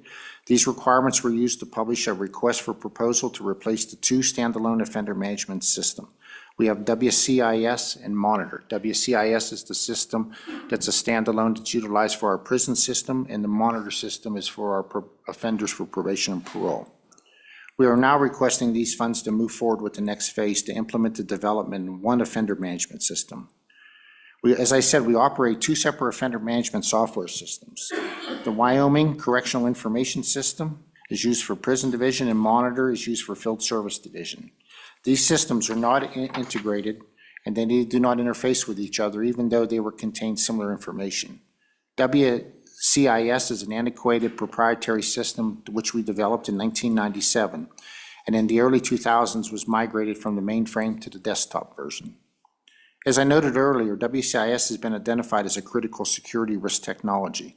This means that the current environment is not compliant with the state security policies or security standards. It's no longer receiving security patches, leaving it exposed to known vulnerabilities that could be exposed to attackers, making the server a potential target. We are running on a legacy version of WebFocus that has not been updated since 2012. Our agency's been requesting a replacement for the past 13 years, and we're just about at the end. The current ETS WebFocus developer is the only resource in the state of Wyoming with the experience for the code-based version, and I would ask the Director Klein speak with that. It's very difficult to find resources outside the state with required knowledge and the skills to continue supporting this application in the absence of the current employee. Today, these systems do not provide the data flexibilities needed for effective or efficient operations. The system does not permit system alterations to conform to present standards, situations, nor provide required information is essential during the pandemic and other crisis situations. As a result, the department's in a position where vital information related to safety, security of the inmates. We utilize this for all our security record, all our court records, all our sentencing, all our data information for incarceration is now done electronically. We've switched that over years ago. Additionally, when inmates transition from prison to our communities, there's no type of electronic medical records. The information cannot be provided in a timely manner to any form of reentry or any community service providers. In cooperation with ETS, we as the department, we released a request for proposal to inform the budget request. This RFP was closed prior to the budget being posted, ensuring the integrity and fairness of the process. That way, the people would have no idea what we were looking at. In addition, the RFP process was fully upheld in compliance with applicable procurement policies. And lastly, the documentation clearly outlined that the funding is contingent upon approval and support from the legislators. So if the legislators choose not to, or this committee chooses not to, we have no commitments to them. As such, no commitment of funding was made prior to legislative review. This approach maintains transparency, accountability, and procedurally compliance with procurement. This is a one-time request for the development. The phase will take approximately 28 to 36 months to complete. The funding request is for startup and implementation phase. It's modules 1 through 4. This process will consist of a gap analysis for each module, data migration to 2 systems, integrated process development, and user testing and training. Once the startup are completed, we will move into the operational phase, which will include maintenance, enhancement, and periodic systems. I would anticipate, Chairman Bear, that I would return for maintenance costs down the road. That's the only cost that we can see, but I would anticipate down the road because we don't know at this time what that licensing would be for the program. That information by the end of December? No, sir, that would be 36 months out. 36 It would months take- out, it would be December of a year from now, okay? It would be 36, no, 36 months, Ms. Upton? For the, Before it's completed. No, I'm not for the- asking you about completion, I'm asking about the contract, the accurate number. Mr. Chairman Bear, we have no contract. What I did was I put an RFP out because I didn't know what the amount asked the committee, but I held that off so they didn't see what we placed in this. So it was closed before it came here. Okay. So they didn't have access to it. So via that RFP, you have solid estimates on what this is going to cost? Yes, Chairman Bear. Okay. I wanted, when I said it was one-time cost, I just wanted to reassure you that there would be no additional cost with that, but I'm sure there's going to be licensing and maintenance costs after the 36-month period. Understood. I just wanted to be fair with the committee, so they. Sure, appreciate that. Okay. With your permission, I would ask Director Kleins to provide comments if he so Director chooses. Klein, please. Yes, thank you, Mr. Chair, and one comment on the maintenance costs. Because the RFP has been done, upon approval, we could go into contract negotiations, but that would extend past the December time. So we wouldn't be able to answer what the maintenance cost would be till after the December from the things. I'd just like to echo what Director Shannon said. The Department of Corrections has worked very closely with ETS, with our project management office and things, to complete the RFP, to do a very good deep dive into the requirements gathering. When a project is approached in this way, it has the best success chance of making sure it's on time and on budget. So given the fact that we have that we went through this process, we got the money, we did the requirements gathering. This is, I think, the best approach from a major technology project. So ETS is very grateful for DOC's support and partnership in this, and we support the ask. I will also echo this, the current system is and does represent a fairly substantial security risk to the state because it's on our core network, but also to Department of Corrections. If this application fails, it completely eliminates most of their offender management systems, and it would be a fairly substantial impact to their operations, as I understand it.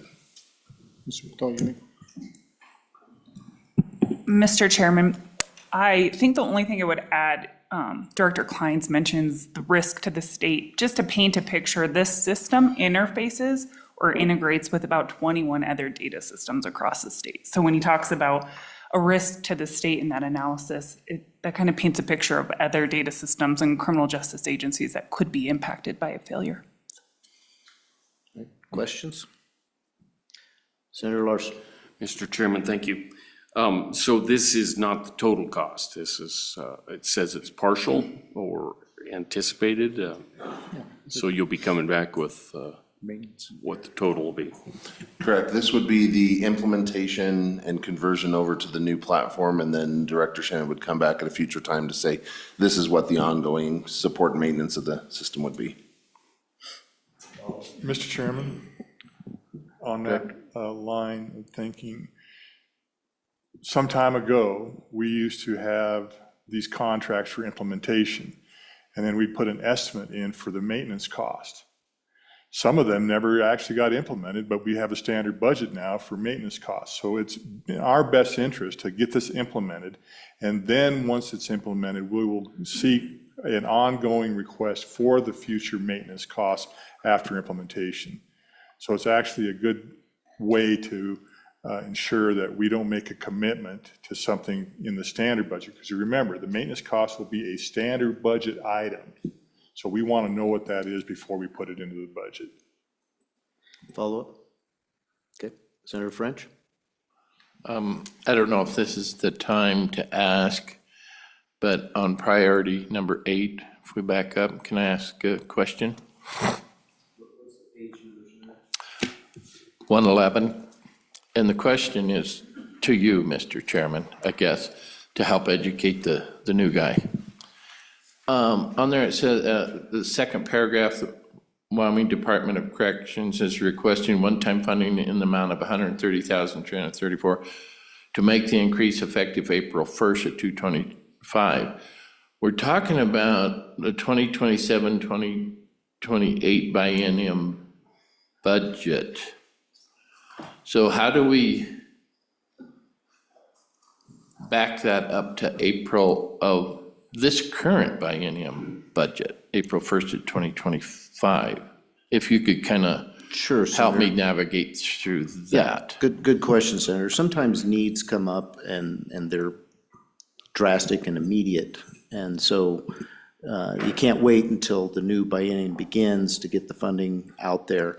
And if you look at the bottom of page 111, you'll see the governor's recommendation. He puts it in pretty plain English. He says, I recommend approval of this request effective immediate.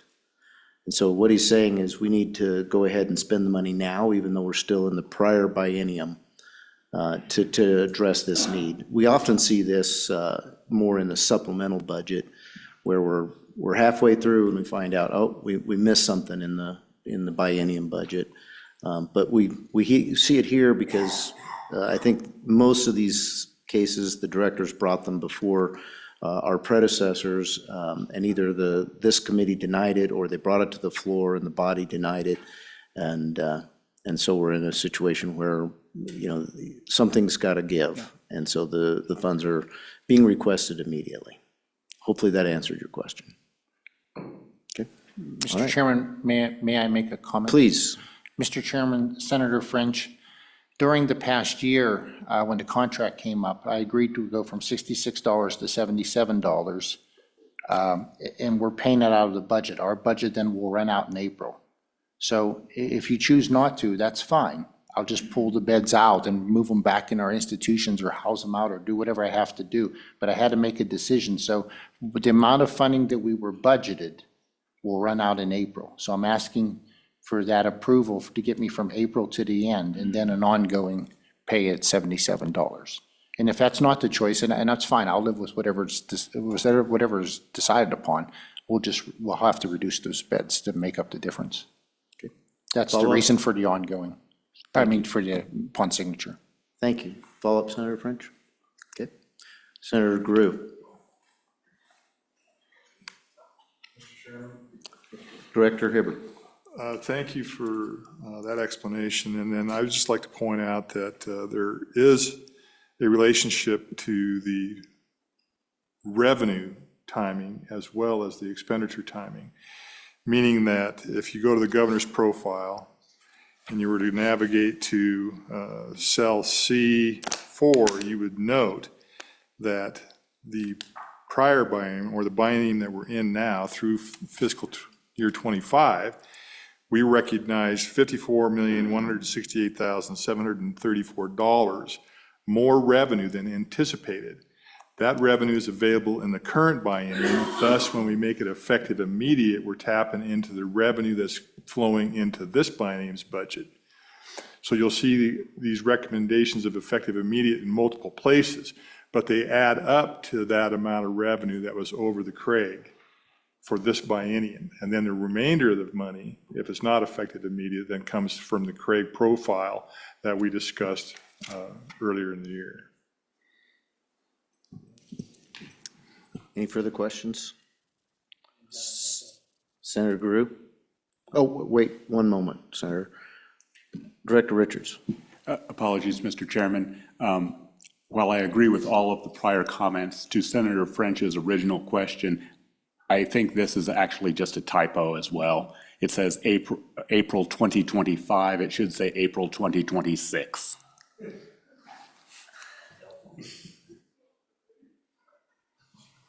Yeah, we can't go that far back in time. Mr. Chairman, I will note that the governor's recommendation, however, is clear. It's the narrative of the agencies that had the difference of the year. Okay, we're not going to throw any stones in this glass house now. All right, Senator Grew. Thank you, Mr. Chairman. Now I'm to maybe confuse things even more because we went back down. I want to go back to the one we were just talking about, the 12 and a half. And I'm a little confused on what was said, what was stated from the question that you asked. And as I'm reading and I'm trying to put it all together, so just help me out. I want to make sure I have this right. The governor recommends $3 million effective immediately on this request. But then as I read this, as I read the narrative, it says, phases 1 through 4 anticipate take 18 to 24 months. But then also then the next line down, it says that we will obtain total project cost by December 25, that we'll have that. But I heard you testify that that's not necessarily true. So, and you may have mentioned it and I just missed it. And so just help me through that one more time to make sure I got it. Chairman Bear and Senator Grew, two things. One is when I submitted this request, it was to start July 1st of 26. Meeting with our governor's staff, I was questioned, why would you wait till July? Because it's such a volatile system. That's my understanding is what the $3 million is for. When asked about it's a 12 to 20, what I did was we placed the RFP out because I had no idea, would it be 5 million, would it be 25 million? So I put that out, but I did not, I required that number came in before we placed this out for the public. So they would never have access to say, because I felt the bill would come in what we were asking. Does that help you? Yeah, follow. And so then when you were talking about what was beyond 2025, that was just that maintenance, that maintenance costs or whatever that you don't know, that's what comes later. So 3 million now, or upon approval, and that's just to get everything rolling. 12,250 is the total cost minus, or there'll be more to come in the maintenance costs that'll come once the system's up. So that would be the piece that's unknown at this point. Chair, 36 months before we'll see those Right. maintenance costs. Go ahead, Director. Chairman Bear, Senator Grew, thank you. Yes. What I didn't want to do to say what's 12.5 million, then show up here a year and a half or 3 years from now and say, oh, by the way, we have some licensing and maintenance costs ongoing. I wanted to be upfront with the committee to say that. Follow up, Senator Drew. And I just wanted to make sure, because I didn't want to leave the impression in this head that, oh, okay, so we do 3 million now, and then we could come back because it's going to be 18 to 36 months and say the balance later. No, you need the whole 12.25, 3 million now, but the total 12.25 for the whole show in this budget is the request. I just want to make sure. Chairman Bear, Senator Grew, it would be the 12.5 to do the 3 years of work. Right. To get the whole system up and running. Okay. Representative Pendergraft. Thank you, Mr. Chairman, and thank you, Senator, for falling on your sword for me. That helped, but I'm still struggling as well. We saw a number yesterday that was an estimate, and it was down to the XXXX $231. Sounds like a very precise number. This, to me, at 12.25, looks like an estimate. So the offender management system, do we know exactly what that would cost? Have there been, and you might have said that nobody else can provide that there's only one vendor possible, I'm not certain. But do we know exactly what this system is going to cost yet? Just the initial part, understanding that later on maintenance and the rest of that is up in the air. Director Shannon. Chairman Bear, Representative Pendergraft, and I would also ask for Director Kleins to chime in. We receive cost, and I don't, to keep the integrity, because we have not awarded anything. We have not awarded a contract. I certainly wouldn't do that. The 12.5, we haven't selected a provider, if we give the approval, where we can negotiate and sit down and flesh things down on what we need. This is really a middle of the road to what I think we would need, because some, I want to say, some providers far exceeded, maybe double, triple that number, what they thought the cost would be. So working with ETS, we said this is what's fair and right up front, and what will meet our needs. So that's how the number came about. It was a middle of the road that if it's approved, we can sit down, award the contract, and then sit down and negotiate with these folks and flesh it down, not up. Director Klein. So another way to look at this, we completed the RFP, and the RFP does have cost estimates, but because we haven't awarded or gone through contract negotiations, you take an average of, say, the top 3 respondents to say, if the first top one that fails contract negotiations or something like that, then we still have the money to go to the second, potentially the third. So we take that average, and that's what would come to the committee with the request. Similar to the House situation yesterday. We don't want to forecast what we're willing to spend. Senator, did you have a follow-up? You're good? Okay, all right. Any further questions on this priority? Seeing none, please continue, Director. Mr. Chairman, committee members, if it pleases the committee, I would ask that we turn to page 126 of our book. This is priority 12A. This is position movement from unit 3131 to 111. There's no budget impact. This is the second part of priority 12A, which was already discussed in unit 1111 on page 33. This request is the reduction of 2 positions and correlating funds into unit 3131. This is simply to meet our goal of aligning operational functions and make sure that we're paying out of the correct division. These positions were being paid out of field services when they should have been paid out of administrative position. I just want to make sure it's lined up that way.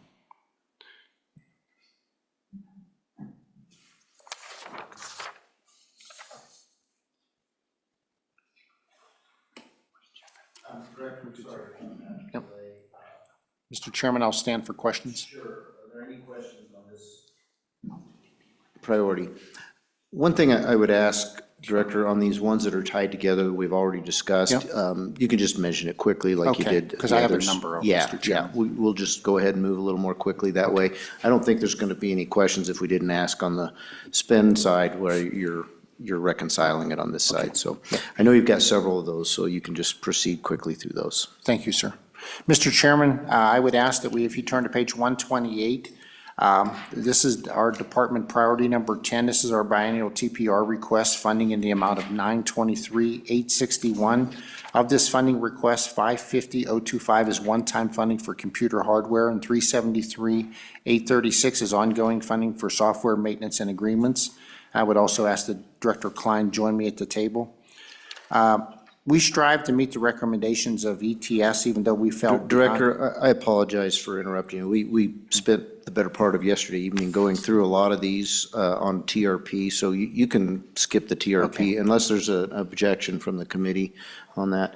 We really did grill Mr. Klein thoroughly Well, I'm glad on to the hear that, TRP. We called it what do we call it, a cage fight. So I think we're done with the cage fight today, and you can just gloss over those. And Representative Pendergraft has a question or a comment. Just a very quick question. It's a little bit of a side road, and it's probably for Mr. Kleins. Obviously, the state goes through a lot of computers.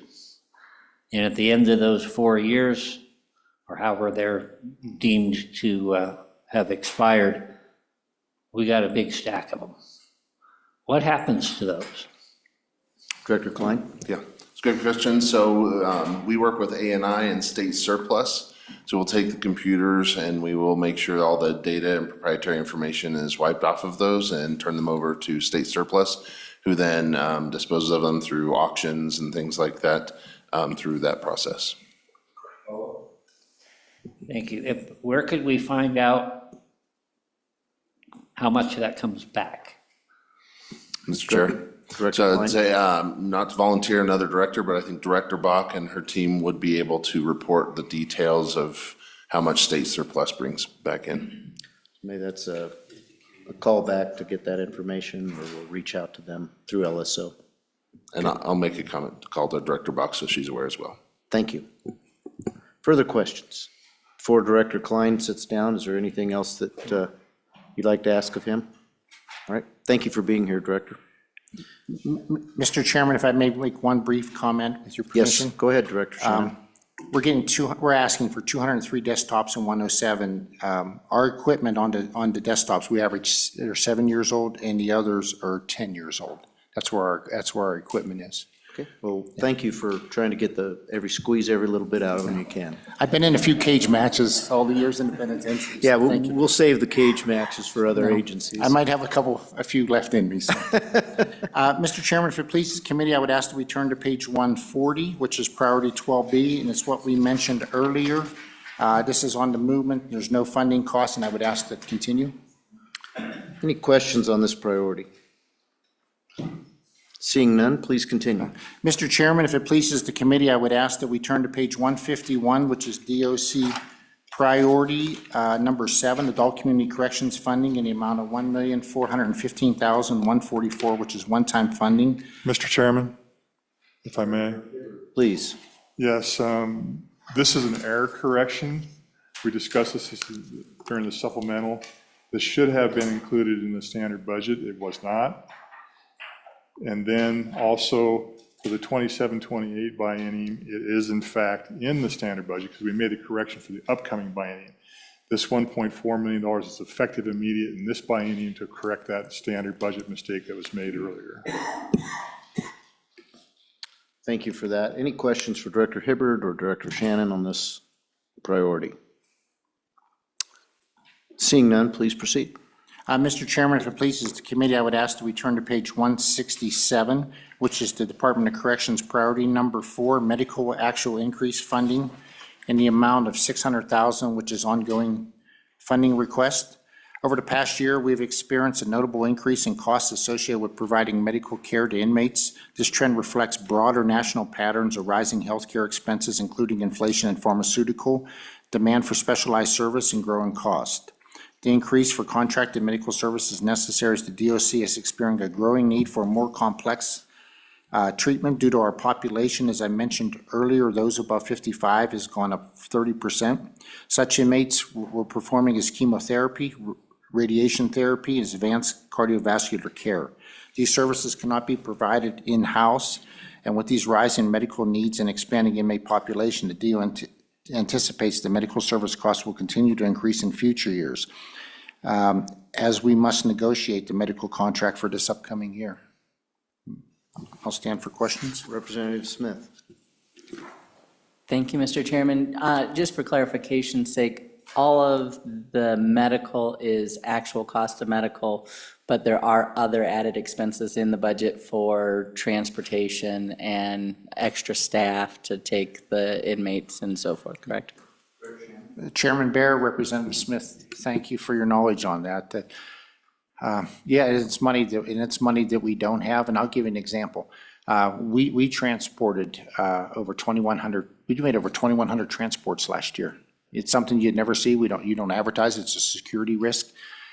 We have funding for transport, but that as far as exceeded. And when I say those are medical transports. We've had individuals that have to be transported daily for 5-6 weeks at a time for treatments and things of that nature. 2 years ago, there was an incident in Idaho, and there was also an incident in Texas where individuals insinuated that they were hurt. They faked suicide attempts and things of that nature. They were taken to the hospital.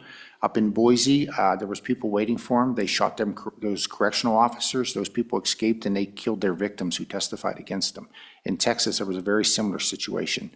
So I changed the policy that if an individual is on an unscheduled transport, we go with 3 officers. And that is an additional expense that we're not budgeted for, but it's the right thing to make sure everybody's safe. Because it's happening more and more, Representative. Director, in those 2 cases that you mentioned, would a 3rd officer have made a difference? Mr. Chairman Bear, absolutely. Okay. Because one can only be armed. When you're transporting, the person who's having contact must be unarmed, and there's no one to watch the exterior threats. So that would double your armed guard. Correct. Okay. Representative Haroldson. Thank you, Mr. Chairman. So Director, can you explain a little bit how your guys' medical is done? So like A&I yesterday was talking about, they are self-funded, but you're talking about contracts, so I'd assume you're contracting with an insurance company. Can you kind of talk a little bit about how that looks and what that means as far as how often you do those contracts and what that looks like? Sir Shannon. Chairman Bear, Representative Harrelson, thank you for the question. We, being the Department of Corrections, had the same medical provider for 18 years. And when I became the director, there was an opportunity we could have went on 2 2-year extensions. And I felt after all that time period, it's best to see what else is available out there. So we did an RFP, and 2 years ago, we selected another company. And that company, that has we have the availability to negotiate with them up to 3 2-year terms. So if we can't come to negotiations with it, we can't settle it, then we would go out to RFP again. But it's a private medical provider that does institutional healthcare. Follow? Thank you, Mr. Chairman and Director. Thank you for doing that. One of the things that I think is really important, and we mentioned this yesterday, is sometimes you kind of do get stuck in the rut of, well, this is what we've always done, so this is what we'll always do. And I think it's intelligent and wise to be able to say, hey, is there a better option out there? And keep that pencil sharp and fresh, and I appreciate that. So thank you for doing that. Chairman Bear, Representative Harrelson, I got a lesson on that one, that's for sure. It's a rough business, for sure. Okay. Further questions or comments on priority number 4? Seeing none, please proceed. Yeah. Mr. Chairman, if it pleases the committee, I would ask that we turn to page 199, which is our department's priority number 3, salary increase for officers' rate and overtime adjustment funding. Our agency submitted a request for salary increase to pay for $4,797,000. In all transparency, I submitted this prior to the governor's recommendations, and I would ask this committee that we cancel that and that we keep the overtime of 400,000. When we went back 2 years ago and we said, let's increase it to $25 an hour, the overtime cost for that amount is 400,000. We never got the funding, and I didn't ask for it. I don't want to be a standalone agency here asking for funding to move the pay scale. I don't think that's appropriate. With that being said, I would ask that the enterprise request, I just would like to have a comment. I would ask for your support for that. As I mentioned earlier, when I came up with that number, we didn't look at state departments around us. I didn't look at the feds. I didn't look at private firms, ICE, things of that nature. We went to Rollins, we went to Lusk, Riverton, and we asked the county jails, what are you paying? And we're even if this is approved, we're below. So I would ask that, with your permission, that the $4,797,518 be removed, but please consider the $400,000 for overtime. That's what would be necessary to adjust for that wage. Chairman Salazar, it is, yes, sir. Okay. Mr. Chairman, in the interest of time, Director Hibbard. Mr. Chairman, the request that Director Shannon made is in line with the governor's recommendation. We've already addressed that in that recommendation. Yep, I see that in the governor's adjustment there. Is everybody following this discussion? Okay, seeing no nods or no disagreement, I guess we're on track. I understand it. I hope all of my colleagues do. Okay. Go ahead, Senator Grew. Okay, I'll bite. I want to make sure. So what you're saying is to withdraw that request based on going with the governor's recommendation, and we go to the 24 pay tables. We go to the 24 pay tables, that question then in your mind is mute on that. But the 400,000 for overtime is what you're still asking for, and that is a biennial number, correct? Chairman Bear, Senator Grew, that is accurate, yes. Thank you. Alternative, I suppose, that if the governor's recommendation were not accepted, you would prefer that we maintain the $4.7 million, $4.8 million for raises for your personnel. Chairman Bear, that would be my preference, but I'm not going to go against the governor's recommendation. Understood. I don't think that's appropriate. Okay. Chairman Bear, in the interest of time, as we spoke earlier, this information shows up on Unit 411 on page 199, and I'll skip these as we go. At the camp, it's on page 230. At the farms account in Unit 4511 is on page 256. It's also on page 286 in WMCI in Unit 4911 on page 315. So when I get to that, I'll just skip right through them. Last page number was 315. It's Unit 4911 WMCI. Okay. Director Richards, I'm assuming that last comment, you can help us all get our books tabbed to where we can total those all up in the near future. Okay, we appreciate that. Make our lives a little easier as we're out on the floor describing this to our colleagues. Okay.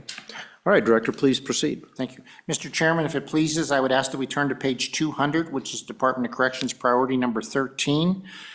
This took place 2 years ago and was skipped in. We moved position 6254. It was an unfunded correctional officer position to the Wyoming Department of Education permanently, and there was no budget impact.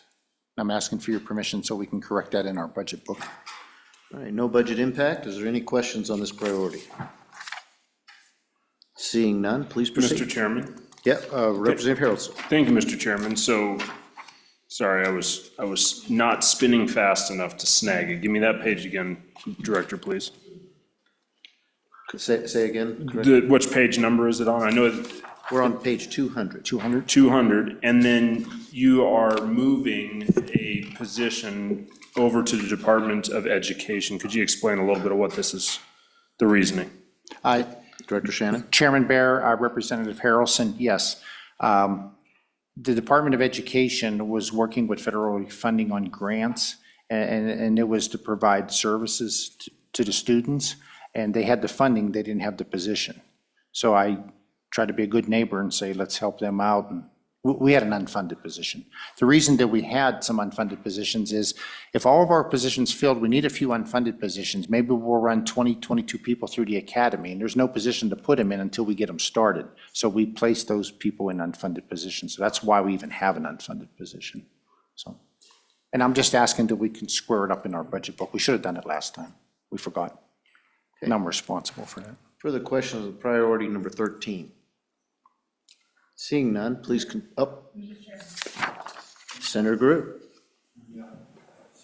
No, no apology necessary. Now's the time to get these questions. Well, I'm going to channel my inner Senator French here, just for a quick second. As I was reading the priority on page 213, I read up the page just a little bit, and it begs a question. On the $400,000 on the overtime, the governor recommended approval of $34,465 ongoing and recommended denial of $375. Could you explain that one to me real quick? What did I miss?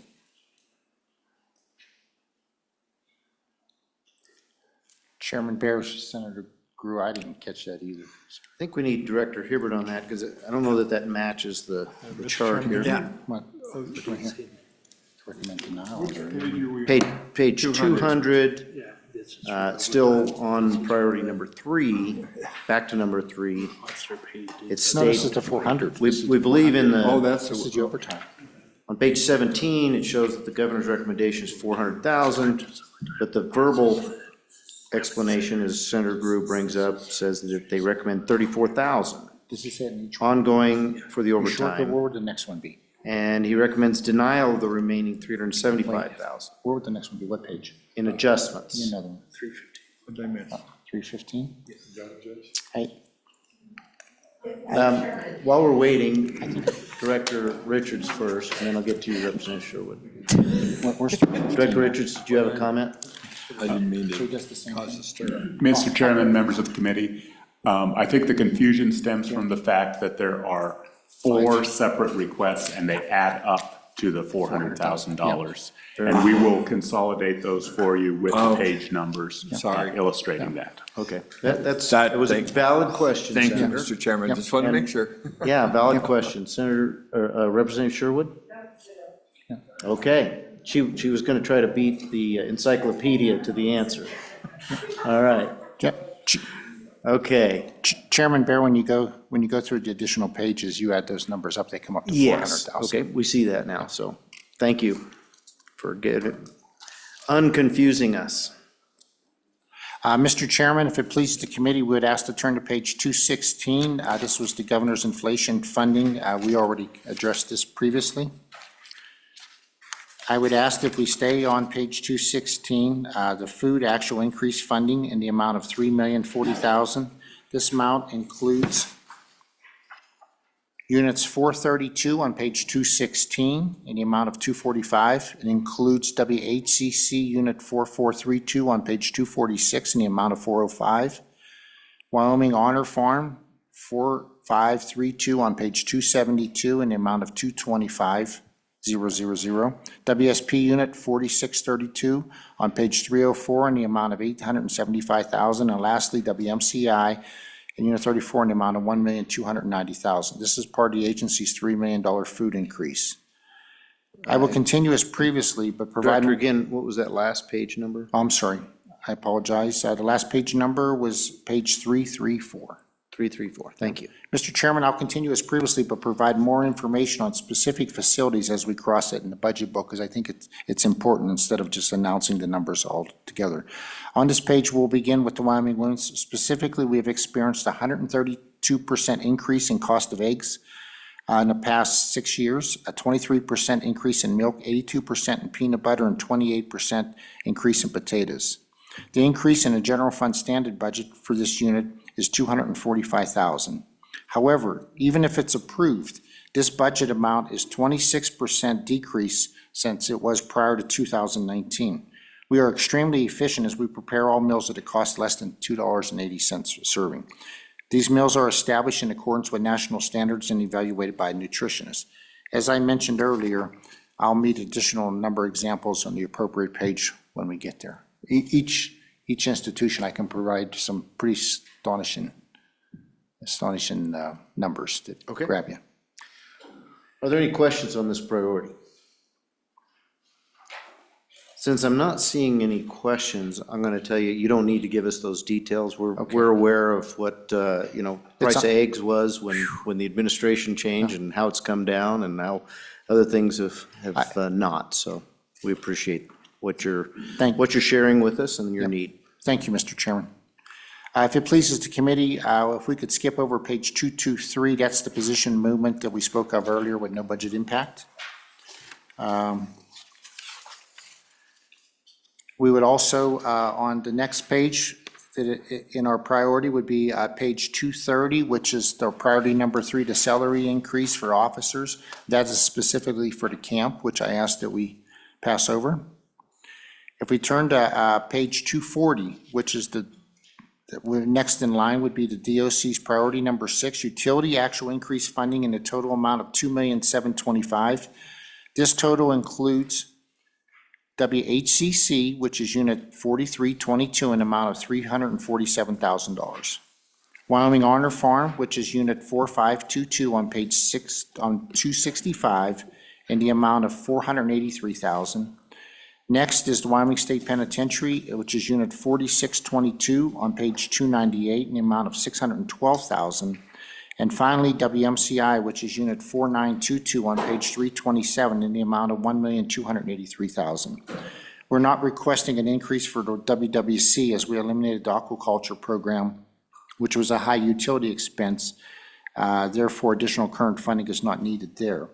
And we also are looking to replace that program. We're working with the Department of Transportation to provide inmate labor, which will assist in reducing state costs. Mr. Chairman. Representative Harrelson. Thank you, Mr. Chairman. Director Shannon, how many of our facilities are directly affected by Rocky Mountain Power's rate increases? I believe 2. Chairman Bear, Representative Harrelson, I believe 2. Our utility budgets were actually increased in 2023. I want to say that right up front, but those increases have not been enough to keep up with the actual cost of the bills we're receiving. And we do negotiate with the contracts. If we can get 2 institutions at a time to save costs when that time of year comes up. The example is Representative Harrelson, like up in Newcastle, they're on propane. I've already gone up, met with them. They want us to pay for the line 1 mile up the hill, which it's so astronomical. We can't do that, but we do go and negotiate with the companies. Our utility costs have increased 24% over the past 2 years for our agency. Our 23 expenses were $7,740,146. By the end of this biennium, ours will be $9,580,056. Our agency does everything possible to negotiate with our providers, and I'd like to provide a few examples. In the past 2 years, water at the penitentiary has increased by 34%, sewage 70%. During this period, rates for electricity has increased 30%, and rates for gas have increased 12%, the city of Torrington 4% respectively. Mr. Chairman, I'll stand for questions. Questions on utilities from the director? I have one. You've got several captive people that you could send letters to the administration asking for more coal-fired power so we can get that price down. I would request that at your earliest convenience, you attempt to get some letters headed that way. Representative Sherwood, I lit that up. Thank you, Mr. Chairman. Wondering if there's been a cost analysis on adding solar to the buildings. Touche. Director Shannon, do you have a comment? Yeah. Chairman Bear, as well as Representative Sherwood, with the State Construction Department, we actually did an efficiency study 4 years ago, and solar wasn't the top of the list there. And Chairman Bear, many moons ago, I actually worked in a system that we had coal-fired boilers, and we shoveled 18 ton of coal a day that the inmates did to feed the power plant. Right on. And it worked well. Okay. Mr. Chairman, if it pleases the committee, if we remain on page 246, it's also priority number 5. This is food actual increase that I spoke of earlier. And we'll skip through that. Mr. Chairman. Let me just ask, I really pushed you hard on that. Is there any questions on this food cost? Okay, so I didn't overstep my bounds then, so please proceed. Mr. Chairman, if it pleases the committee, I would ask that we turn to page 256, which is the salary increase for the officers, which we which would be next in line, and I would ask with your permission, we've already discussed that. Please proceed. It would same, we would ask the same for the inflation letter on page 265, which we discussed previously on page 42. Mr. Chairman, I would ask though, if you turn to page 10, next in line would be 266, which is the actual utility cost, as we previously discussed on page 240. If I'm going too fast, please stop me. Any questions about this utility expenditure? Okay, I think we're clear on it. Please proceed. Chairman Bear, on page, our next in line would be page 272. This is our food increase for the farm, as we discussed on page 216. And next in line would be page 286. Mr. Chairman, I am going to ask one question on this one.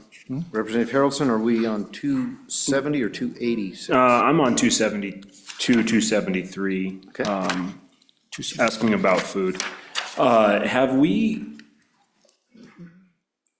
obviously I understand it's nothing more than a supplemental, but have we ever grown food that we then eat in our facilities? Yes. Chairman Bear, Representative Harrelson, absolutely, we do it at the farm and we do it to camp. However, beef, we're not permitted to do that. So we don't have the inspections and things of that nature. Follow up, Representative Harrelson. Have you ever eaten bear? Never mind. More than I probably should have, Representative Harrelson. The suggestions are flying asunder. Please proceed. Yeah. Chairman Bear, if it pleases the committee, I would ask that we turn to page 266. It's a utility actual increase. This is for the Honor Farm and Unit 4522, which we previously discussed. Please proceed. Next would be, we turn to page 256, which is the salary increase, which we previously discussed on page 199, and I would ask to continue. Please proceed. Very similar on page 265 is the governor's inflation letter that we discussed on page 42, as well as the next page would be 266, which is the utility increase for. Yes, ma'am. I apologize, I interrupted you. I'm No need to sorry. apologize to me. I mean, we were kind of teasing each other here on, energy sources, but you mentioned that the State Construction Department did an efficiency study. Is there anything in that study that we could help you implement to save costs on utilities, or you're a very proactive individual? Has that already been done? Thank you. Chairman Bear, Representative Sherwood, we could also, I'll be here tomorrow when state construction's here in case you'd want me to testify to that as well. With that being said, it was over a 30-year investment where we had to invest, with different types of lighting and heating systems, and you had to front them. The companies that were presented had wanted to sell us up front that we would have these savings, but we had to present all the money. And that sounds fine, but I wasn't going to come here with a $20 million ask for that. Follow-up? I have a follow-up. I'd like to put in a grant request. I would love if our grant office could look into, because I know that there are energy efficiency grants available to small businesses. Wondering if there's anything available to help with efficiency in our 5 facilities. Mr. Chairman, Director Hibbert? consider it done. Asked and answered. Any follow-up, Representative Sherwood? Okay, any further questions or comments on this item? Representative Harrelson. Thank you, Mr. Chairman. I might have to pull the wheels off the bus sticker over here and put it back on Don's desk, but I'm going to ask the question. A huge part of efficiency is age of facility. And so you look at, I guarantee, and we don't have the numbers directly in front of us, but I guarantee you look at your facility in Torrington compared to your facility in Rawlins, and I bet you they're nowhere in the same comparison, square footage to what it costs to heat or cool one of those facilities. And so I know that there's conversation about money going forward for the replacement of the penitentiary in Rawlins. Is Rawlins one of our, are we heating the atmosphere in Rawlins? Like, are we having issues there where you're like, man, this facility is just so hard to keep cold, so hard to keep warm. This is one where we're bleeding a lot. Obviously, I'm seeing it on everyone, but is that one predominantly worse than the others? Chairman Director, Bear, before you answer, I'm going to add a little bit of information here. Representative, I had a study done, the Department of Capital Construction looked into this very issue on schools and other state buildings. We actually found out that the older buildings, the utility costs were lower than what our newer buildings are. And that's just a matter of new style construction versus the old block and the insulation that you get from that. So that's some information that I have, but please proceed, Director. Chairman Bear, Representative Harrelson, in fairness to utility providers and the layout, the physical footprint of our state penitentiary is horrible for efficiency, for housing inmates appropriately, and to really how we interact and operate with inmates. From a practical standpoint and a fiscal standpoint, it's a horrible footprint. With that being said, I don't know how we would compare like the penitentiary. I do agree with what Chairman Bear said as far, it's more simplistic to operate the penitentiary as far as the equipment, even though it's old and wore out. With that being said, I don't know how you'd compare with like, say, Torrington, because Rollins rates are so much different than Torrington rates. In fairness to the provider, I don't even know if you could say it's the institution, because the numbers are varied. We got increases in utilities, one sewage 70%, 30% on water in 1 year. So I'm not qualified to answer that one. Again, we need more coal-fired power plants. All right, further questions or comments? Okay, Director, please proceed. Chairman Bear, I want to believe we're turning to page 286, but I could have lost my place there, and that's on salary increases for officers paid that we spoke of briefly on page 199. We'd almost gotten here before, but we're back, so thank you. Yep. Please proceed. Next, we're on to page 298, which is utility increase that we just spoke of and we discussed earlier on page 240. And next would be to page 304, which is our food actual increase funding for WSP that I discussed on page 216.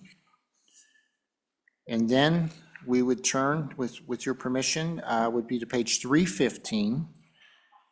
And that's the salary increase for officers overtime, which we discussed on page 199. Then we'd go to 327, which is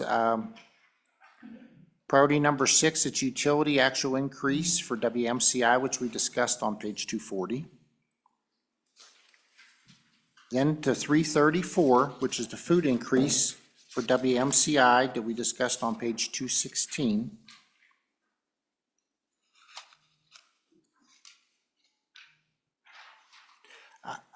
There is one comment on page, if we turn to page 334, where we talk about MCI, I would just like to talk about our food.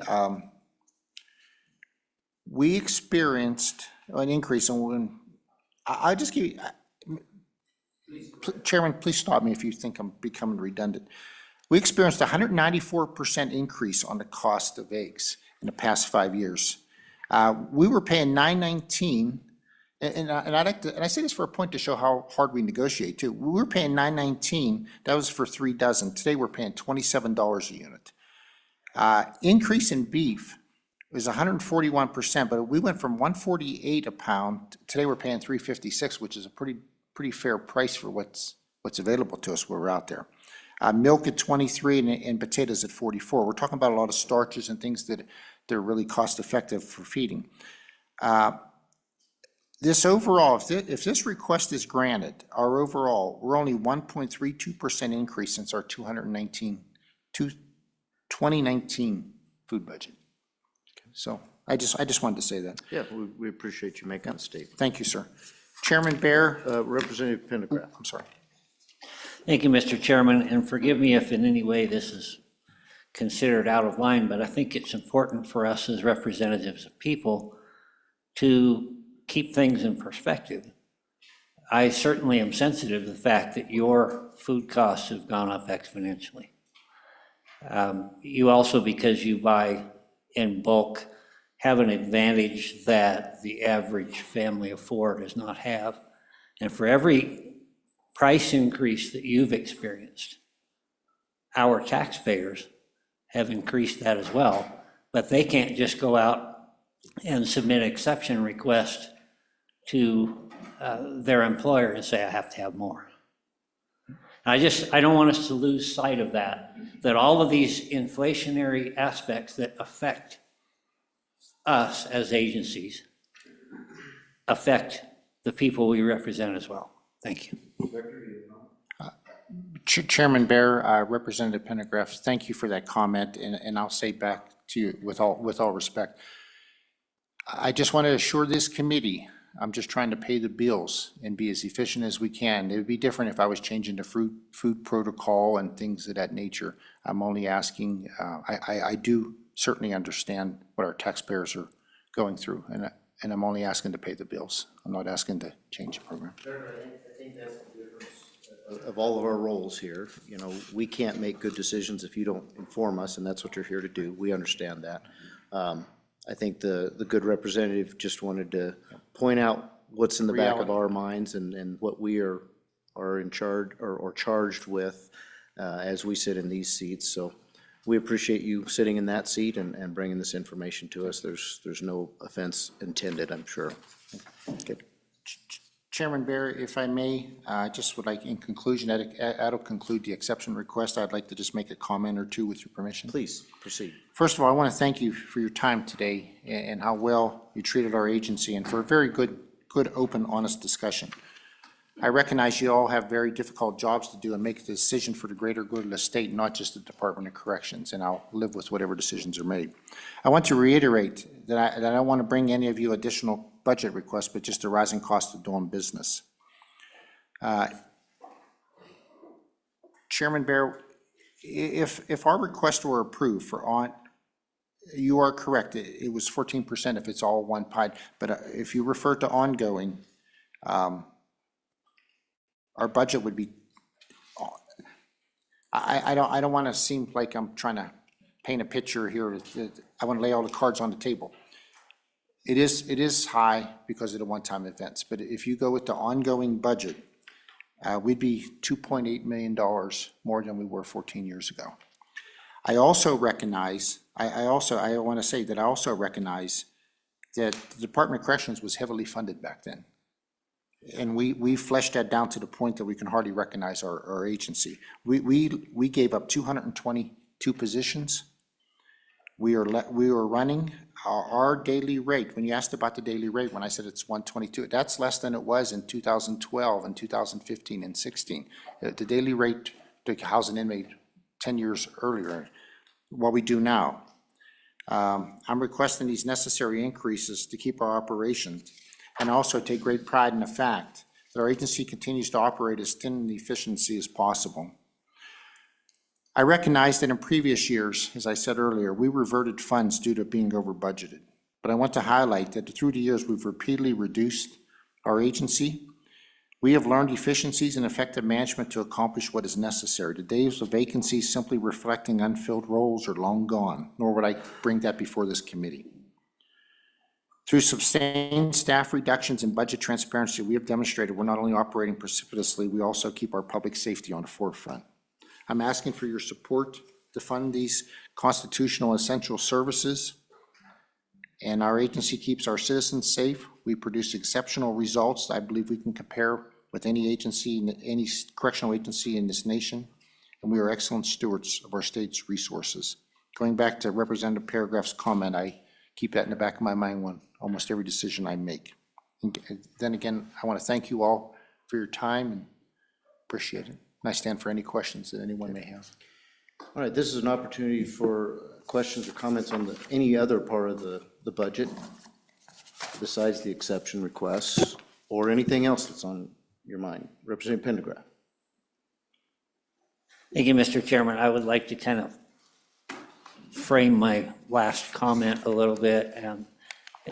I realize that what you do is an essential part of government and it costs what it costs. And so indeed, as the good chairman pointed out, it's your responsibility to point that out to us.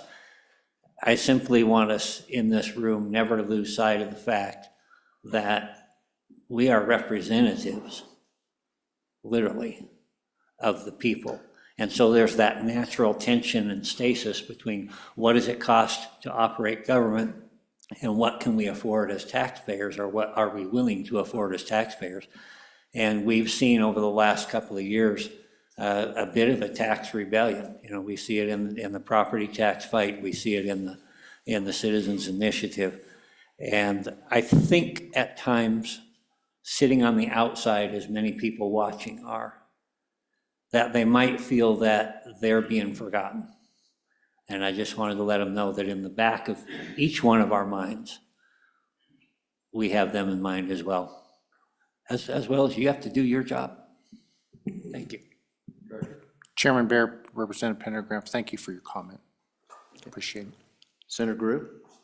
Thank you, Mr. Chairman. And I think those points are really well taken. And we talk a lot about what are the essential roles of government and what aren't. And we have these discussions very vigorously, we have them. Here's one that is, without a doubt, without any question, I think we can all stipulate that this is an essential role of government. It's also a role that we play a big part in by laws that we pass. And one of the things I've noticed is sitting here for a few years, I get a lot more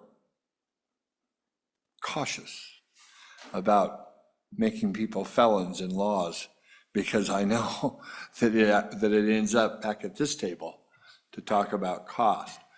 And one of the takeaways, though, from today and over the past 5 years, and it just has really been striking to me, is that number 92 out of 100. When we look at the cost, and yes, the cost has gone up a percentage, and we've talked about it where some of it's one-time cost. We got a big computer ask here in the middle of a whole lot of other asks, some of which will get absorbed if we do certain things with pay tables and whatever, that's going to reduce that number from what this budget is to where it goes. But 92 out of 100. And then what we heard first, just last, the department before, in the Department of Parole, as far as what results they're achieving. This is another one of these success stories that I think that we really need to not lose sight of as we go through this. And it is tough for us, and we do have to keep the taxpayers in mind, and their sentiments are represented here, and we all represent our constituents. But I just wanted to let you know, and I know that we all share, that these results that you're seeing are really is a good story. And, you know, and you're in the top quartile in the country in what you do, and we appreciate it. Thank you, Mr. Chairman. Representative Harrelson. Thank you, Mr. Chairman. Director Shannon, you were one of the first directors that I was able to talk to when I became a legislator. And I want to thank you for the integrity and honesty that you've possessed in all of our conversations. It means a lot, because you carry a large mantle. You keep Wyoming a safer place. We know that. I also see a tenderness to sit there and say, if someone's recovered, we don't want them in our system. We want to give them the opportunity to succeed. And we see that in probation, parole, and what you do there, and your hand in that. And so thank you. And ultimately, we would love it if you had a deficit of offenders and this could shrink, but we're not in that world right now. I mean, we got hurting people that are hurting people. And so thank you for that. And thank you for being willing to chew through things and find solutions, the savings. I love the idea of maybe there are grants out there that could help with lowering your utility costs and stuff, but the amount of people that you are dealing with on a day-to-day basis, what you're doing it with, thank you for doing the time in the trenches to make this reality. And just I guess if there was one challenge, is continue to think with us on ways to make it better. Because I know that that's always an opportunity. There's always that room, and I know you're passionate about that, and I'm not coming down at all on that, but I just know that we want to help, and that we want to try and make it as fair and equitable and good as possible. So as we work with the smoke buster teams and all these things through our time here. I'm excited to see just as we continue to help people find freedom. So thank you. Thank you. Director Shannon? Okay. All right, further questions or comments? Representative Smith? Thank you, Mr. Chairman. So going back to those basically shells at WMCI that haven't been finished, would that be something the agency would be interested in the future or not? Chairman Bear, Representative Smith, thank you for your question. Absolutely, we'd be interested in them in the future. We've tried several times, but it just didn't work out. Okay. That's it. Thank you. Okay, Director, Chairman? before you leave thinking that it's all rainbows and unicorns. I don't think that, sir. I want to take you back to the supplemental budget. You had a request for $9 million for locks in the locking system. Yep. And for the life of me, I don't know how our executive did this, but he vetoed that bill that we put that in when the supplemental budget died. And that 9 million became 18 million. So I'd like an update on how we're doing on the locks. I just checked, our staff really hasn't received the final word on where things are at. So if you could give us an update on where we're at and how much of that 18 million has been spent. Chairman Bear, committee members, I would ask, I can do a brief oversight, but with your permission for security reasons, may I submit a written report to the members? That would be sufficient? I can tell you, working with state construction, the fence is operating properly at WSP. We're in the process right now of having a new control center put in, which wasn't functioning at all. We're looking at, we have people on site now at the Women's Center, same with the fence.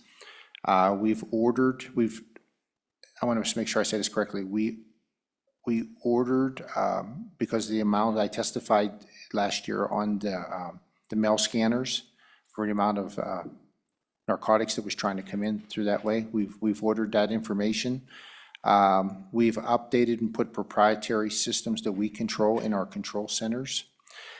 I think the overall committed cost, and I'll submit it to you in writing, Chairman Bear, is right around 13.9 million. We're not going to spend all of that. The procurement process it's really been interesting that we have to put everything out to bid.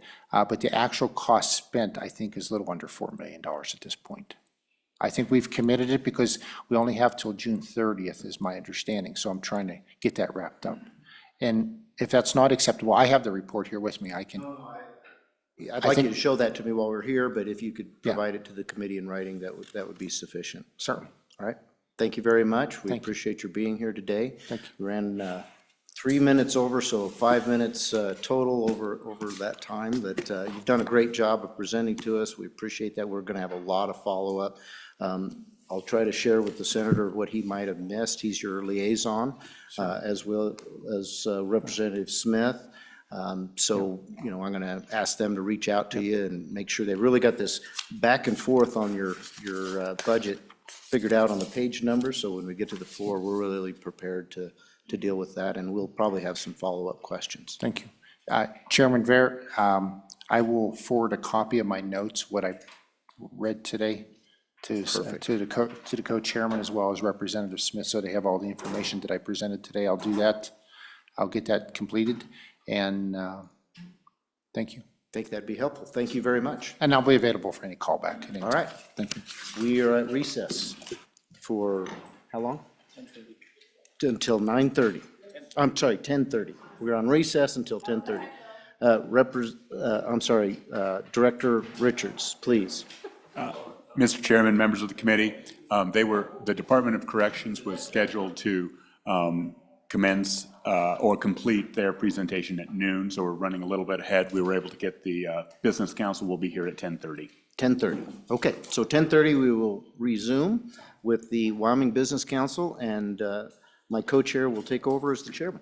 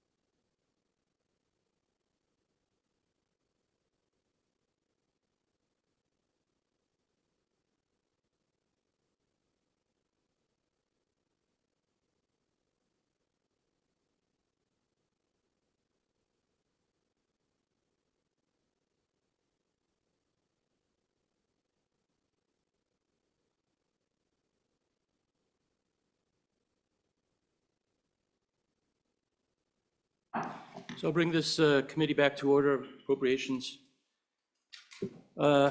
Members, we have the Wyoming Business Council. Mr. Durrell, thank you for being here today, and staff. Members of the committee, as you know, it's been a hectic week so far, and we've had a lot of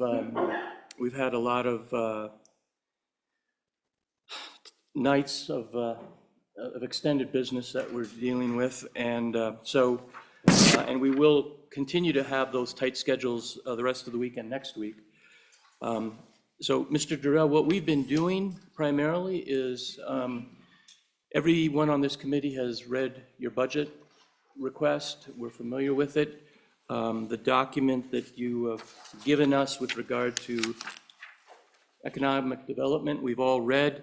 I think we're pretty familiar with it. So with the indulgence of the committee, I think what I'd like to do, Mr. Durrell, is go right into your exception requests, and it'll give us time to ask questions, and you understand the schedule that we're under this week and today. So please give an opening statement, and then if you don't mind, let's just dive right into the requests.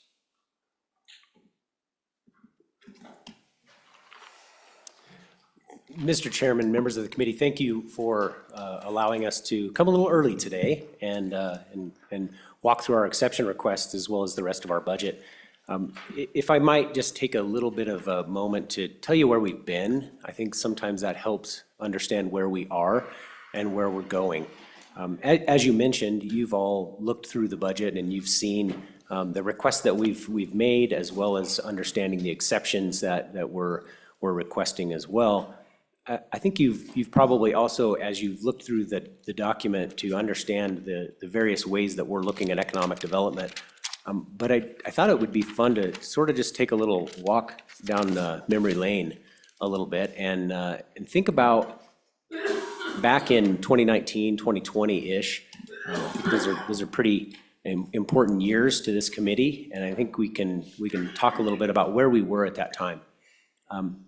Back in 2020, I was, during the interview process really for this role, the governor sat down and he said, you know, Josh, we need to really look at making business decisions with the Business Council's programs and projects, and take a look and make sure that we're providing a positive return of investment of state funds.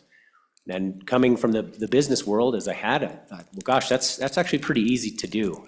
It's not necessarily politically easy to do, but it's practically easy to do. And so we took a hard look at the decisions that we made with our big programs like Business Ready Communities, and we said, let's put a business lens on them. Let's make sure that we're making decisions that have a positive ROI to the state. And the idea was, by having all of our projects have a positive ROI, we would be able to, really make a big difference in our economy. So we went at that with a lot of vigor and excitement, and we took a lot of lumps because we said no an awful lot. And what happened was we were able to do that, and we turned that program into something that was not easy to get money from. And it was very challenging, and it helped our communities grow. It helped our communities build capabilities. But the other thing that it did is it helped us understand the problem a little deeper than we did at that time. It helped us understand that the problem in our communities is not about providing a positive ROI. Now, there's nothing wrong with that. However, it's not enough. And so we continue to make sure that we make good decisions. As you saw from the beginning slides in the presentation, the Business Ready Communities program has changed dramatically in the last 6 years. And that's changed through three mechanisms. One is the investments that we make, the policies that we've utilized within that program to change and make the rules so that it is building capacity at a local level, so that it is more difficult to utilize these funds and not just a fund that anybody can access at any time. And it also signaled to the communities that we believe in them and that their capabilities and know-how can increase. Now, from all of that work, though, what we also got to do was we got to really re-engineer the business council's personnel and organization. And while at one time we were 55 people strong back in 2009, at the time of 2019, 2020, we were the same size we are today. In fact, the budget that has been submitted is actually less than the one that was submitted in 2019. But we've changed dramatically who we are and how we work. Again, the idea is to not do the same projects over and over or do the same programs over and over and hope for better efficiency. The goal is to point our efforts in places that are going to matter. And so 75% of our team is new from 2020. And that's something we're actually very proud of because we've changed the course of the Business Council. We are looking more at how do we provide a really strong problem solving and a problem understanding perspective for our communities and for the businesses in Wyoming. But we've also really taken a look at how do we provide services that solve the problem at hand? And the problem at hand is economic decline. And again, as you have seen in those, in the slides that I provided, the markers of GDP, the markers of wages, the markers of number of job opportunities, the outmigration of our youth, and the widening gap between our population and our workforce all spell that our economy is not where we want it to be. And so as we looked at that, we continue to change, and we will continue to change into the future, knowing that we can make a difference in our communities with the team that we have, but we know that it will not be a big enough difference to reverse that economic decline. And so it's a really, I think what I would like to start with is an understanding that the Business Council today is a place where we understand the problem that we have better than ever. We understand the resources that we have or don't have better than ever. And we understand that we've built a foundation that can be utilized as a way to change the economy. And the parts and pieces are there. And as you went through that presentation of connecting the budget to maybe those personas that you saw, you realize that there are people in this presentation that you have in your communities. There are people who are working at the local level of government that are working really, really hard to spread their resources thin and to try to make things work. And we support them in a number of different ways. I guess if you were to take a look at those slides and see the connection between the programs that we are executing today and the things that we're asking for in the future, you can see a strong connection between what we're doing today and those folks. You'll also notice that there are businesses in that. Businesses represented that are here and want to expand.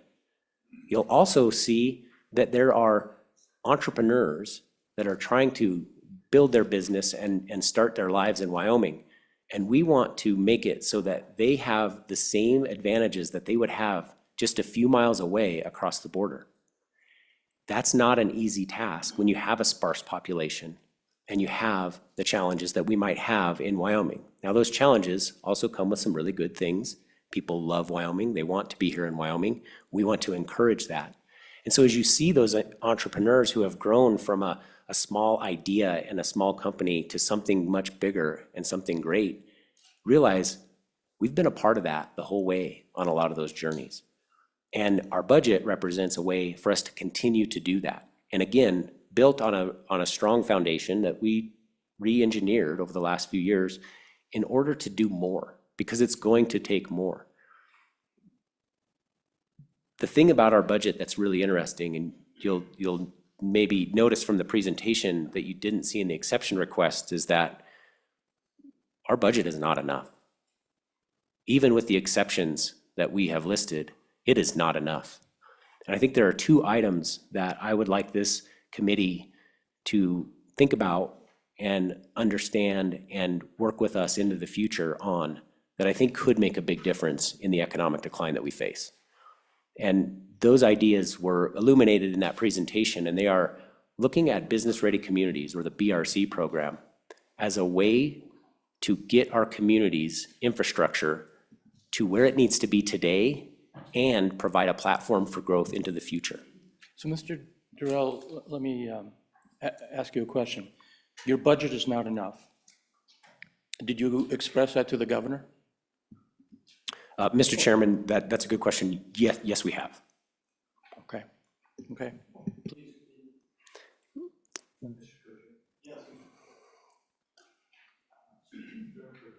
Could you tell us, why the governor made such significant reductions in your request? Mr. Co-Chair, thanks for the question. One of the things that I also learned back in 2020 is that I should never speak for the governor. Well, you did, I'm sorry, Mr. Co-Chairman. You did mention that you'd had a conversation about your requests. So I assume that when he denied your request, he also shared his reasoning. Mr. Co-Chair, actually, perhaps, however, what I don't have is I don't have the full view that the governor has of all of the budgets. He has a lot of different agencies that he works with, a lot of different views of how the budget should go. And we are but one of those agencies. And so I don't have the full purview that he does. I have a very narrow perspective. It's, in my mind, the most important perspective. But at the same time, it's just a perspective that we share at our agency. And when you take a look at the entire state budget, I don't have the view that he does. Understood and appreciated. We have looked at the whole budget as well. It's our purview as well. And I don't see any other agencies where he's denying half of the requests. So that's a pretty significant difference from your view and his view. Just trying to understand, is the executive, deciding we're going to go a different direction with your organization? Mr. Co-Chair. Mr. Durrell. Excuse me, Mr. Chairman, Representative Bear, Chairman Bear. Excuse me, I apologize. One of the things that we've been working on is trying to understand this problem at a deep level. And understand this problem at a deep level and understand the problem of our economy. It's not always easy to see what's required to make that change. We have, however, worked really hard to help our communities understand the challenges that they face and help them work through it. We've also worked really hard to build a foundation in things like our Business Ready Communities program that can support what is needed by our economy for those changes. I think we're at a spot in our history, and I think we're at a spot in our state where we might want to think about the future a little bit more than we're doing. Now, that's my perspective, and that's a perspective that may or may not be shared by others in the state. I think we have a responsibility as a republic to be the voice of the people, to protect our Constitution, and look into the future and make decisions today that will set us up for that. That's the job that we do every day. It's not always palatable, our recommendations. It's not always perfect, our recommendations. However, those suggestions and those ideas for the future are ones that we're going to continue to voice. And I think that it's incumbent upon both the executive branch and the legislative branch to work together toward that. I think there's great opportunity for Wyoming. I think that we are sitting on some tremendous wealth, and I think we're sitting on a land of opportunity, and I think it's the time for us to take advantage of that. Sorry to interrupt you, Mr. Durrell. We're getting kind of philosophical here, but I did ask the question, and so I'll start by saying the same thing I told the executive. We are prepared to work together with them and come up with a good product for the people of Wyoming in this budget. That's what we're here for today. But since we're speaking philosophy, it's only been in the last century that states have started competing with each other to try to gain business opportunities and get the private sector to locate in a particular state. I understand that's your responsibility, is to try to compete with other states, make us competitive in that arena. But prior to that, we're 250 years old this next year. And prior to that, we went 150 years without government intervening in private sector business. We've been the greatest nation in the world as far as productivity because of that. And I would say that your comment of forward-looking versus looking in the back, I look at over 150 years of private sector success, and I think, okay, we've spent some time dabbling in this where the government interjects itself into the private sector. And I see a lot of issues with that. I see that we're struggling, our economy's bouncing up and down, and the more government involves itself, the worse it does. So I think that is forward-looking. It's just a different direction than, as you aptly point out, that what you believe is the proper direction. So with that said, I would just ask that, don't you agree that we have a great history in this country of providing great private sector production? Mr. Chairman and Mr. Co-Chair, of course I would agree with that. And I might add that, one of the things that we're working to do is solve the problem that we have in front of us. And somebody who I respect a lot told me one time, I have to be where I am and solve the problems that are in front of me here. I don't get to go back 100 years to when states didn't compete. I get to solve the problem I have today. And the problem that we have today is that our outmigration of our youth and people who are born in this state is greater than any other state in the nation. And those folks are leaving to places that are competing against us. And I believe that it's our job to change that. I believe it's our job to give opportunities to those people that want to stay in Wyoming but don't see a future. Now, I don't believe it's our job to give them that.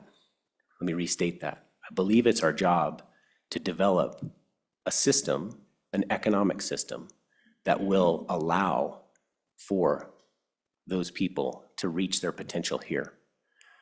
One of the things that we compete against is, frankly, communities in other places can grow and see that growth and pay for their own growth without state involvement. Our communities here can't. That's a challenge. The resources that we have looked at providing to communities through the Business Ready Communities program, they're not fluff. They are water and sewer for expansions. They are intended to open and unlock industrial and business growth. And those are things that, unfortunately, today in our state, it's not possible for communities to do at the speed at which they want to and the speed at which is required by business. I think you can take a look and there's an example of a persona, Fred Fitchner from Mesa Solutions, and they started in Wyoming, but they had to move some of their people to Fort Collins and expand their operations in Loveland and Fort Collins because they needed workforce. We face a challenge where we have a low available workforce, and therefore businesses have a hard time growing. And so when we look at how do we combine all of these things so that our communities can fund their own growth and businesses can thrive, we see a way to unlock that with infrastructure. And so while I especially love about the free market, the idea of reducing regulations, which is why we've been working on that over the last few years. In fact, regulatory reform is something that we've been working on at a local level because it's incredibly important. It's just as important, if not more important than funding. And I think that's an element that we'll continue to work on. We believe that we can create regulatory reform that makes it easier to do business. So then it's not just as easy in terms of the incentives and the low taxes that people might have, but it's also easy from a regulatory perspective. So Mr. Durrell, and then I'm going to get to Representative McGrath. document that you gave us here, that we've all gone through, you know, slide after slide, we are in a long-term decline, jobs are stagnant, wages are shrinking, worst out migration rate in this country. I guess my question is, help me understand what the Wyoming Business Council has done over the years if we're continuing the slide of all these of all this information that you've collected that doesn't paint a rosy picture, given the investment that the state has given you over the years, and I've been one of them. What has gone wrong then? Mr. Chairman, that's a great question. And that's exactly the problem that we've been looking at.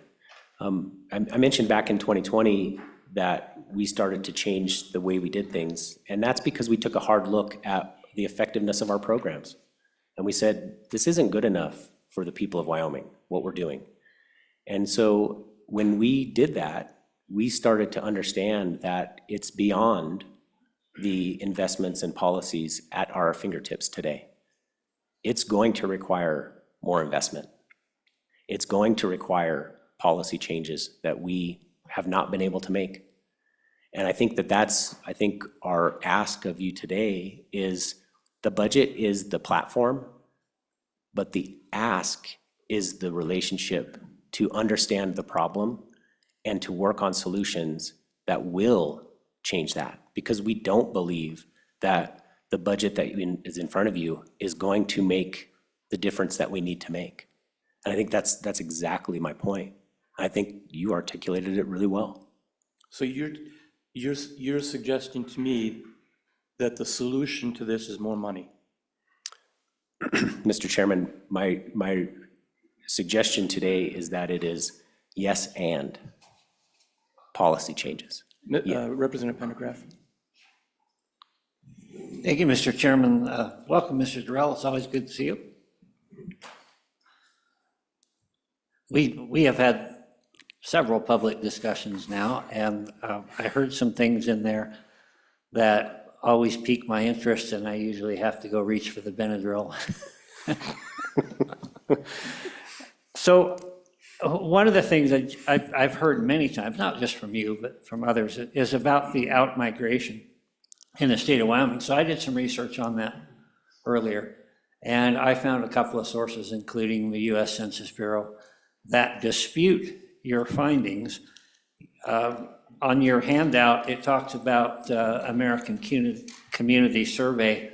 If you could point me to that so I could look at that, I would appreciate that. The actual survey itself. And I just say that because I'm really interested in the truth. One of my 3 children left Wyoming because of the issues that we're talking about. So I'm sensitive to that. But I keep hearing these statistics, and of course, I think we have a tendency to find a study that backs up whatever we want it to be. So I wanted to put that out there and then ask you to provide me with the specifics on that survey. But also, you mentioned the free market, and you and I have had many discussions about the free market. And on one of them, I believe you essentially said the free market is the problem, and I'm taking that out of context. So I would like you to put that in context for folks here. What is your view of the free market or the state of the free market in the United States today? Mr. Chairman, first of all, Representative Pendergraft, it is always a pleasure to get to talk with you. I really appreciate the fact that you are also seeking the truth, and we will be happy to provide the information and the analysis of the outmigration. That is something that, gosh, I hope we're wrong. Our population and the demographics of our population would say that that's probably right on, but I would also ask that you send us your stuff. As I mentioned, we're after the truth also. And we're not in a place where we think we're right. We're actually trying to get it right. And I think the conversations like this are a key component of that. So I just appreciate the dialogue that you and I always get to have. And I appreciate the way in which you keep an open mind, because you do. So I appreciate that. As far as the market, I think we should remember that the free market as an ideal, unfortunately, it doesn't exist except at, maybe those ivory tower type institutions that we might call as in academia, and that's where it exists because it's a model. However, the market that we exist in today does have competition from other places. The market that we have today has been monkeyed with. Whether that's a great thing or not, well, the US economy, and it tends to bounce around a little bit, and maybe we'll see some level of reckoning at some point. But today the problem that we have is that we are seeing our youth migrate to places with greater population. And so the market is working against us. And that was the context that you and I spoke about a week ago. The market is working against rural America, not just Wyoming. It just happens that Wyoming may be the most rural of America. And we experience that problem much more acutely than other states. And so the point that I wanted to make is that there will need to be government interventions if we wish Wyoming to compete in the US economy. And that's the perspective that we have. And we do have a few of those interventions, and as palatable or as needing Benadryl as they might be to some of us, they're necessary if we want to compete with the other states.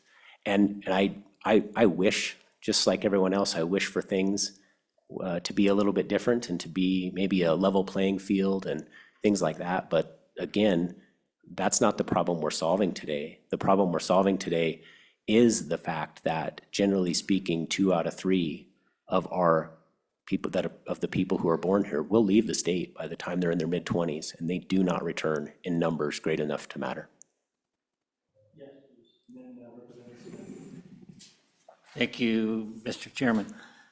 So what I hear you saying is that the market has been monkeyed with, and I'm interpreting that to mean there has been some government intervention that has messed things up, governments in different states playing by rules that we don't really want to care with. And so now the free market is not really existing. We're in a long-term decline, presumably, at least in part, because of that. But your answer, it sounds to me, is we need more government intervention. Government screwed it up in the first place. Are you saying that more government intervention will turn it around? Mr. Chairman, I believe there might be a context challenge there, but that's okay. I also want to point out that I agree that not only have we had a long 250-year history of success in America, but we will continue that. I believe we will continue that. The market has been, well, I think I said monkeyed with from the ideal state of the free market, for sure. But those government interventions, in our perspective, may not be all that palatable, but we're solving a different problem than other places are. And the United States as a whole is solving a different problem than we are. We have a rural population problem. We do not have an economy that has enough people to allow businesses to freely grow or to locate in the state. And that is a challenge for us. And as a government entity, one of the schools of thought is that if you see a problem that you wish to fix, like the outmigration of our youth, then we are a potential solution to that. However, I don't believe that we should have to do it forever. I think you and I also have a similar take on something, and that is the existence of this agency. Now, mine happens to be a little longer term play than yours. However, you and I agree that it would be great if at a local level, our communities could do their own growth, that they could handle the ability to fund infrastructure and to make it so that they have streets and sidewalks and water lines. I think we both agree that that would be beautiful, and it would be awesome if the state didn't have to do that. And so that's really the problem we're solving as well, is that we have a community challenge and we have a population challenge. And we're trying to work on those two things, and those are at the end of the presentation that I provided. And those are big swings. They are indeed. It's not about having a super small government. It's having an appropriately sized government that's important. And for the problem that we're looking to solve, we're not appropriately sized. We are indeed too small. And that is the challenge that we face. And whether it's palatable to those of us that love the free market or not it's inconvenient indeed, but it's the problem that we face today.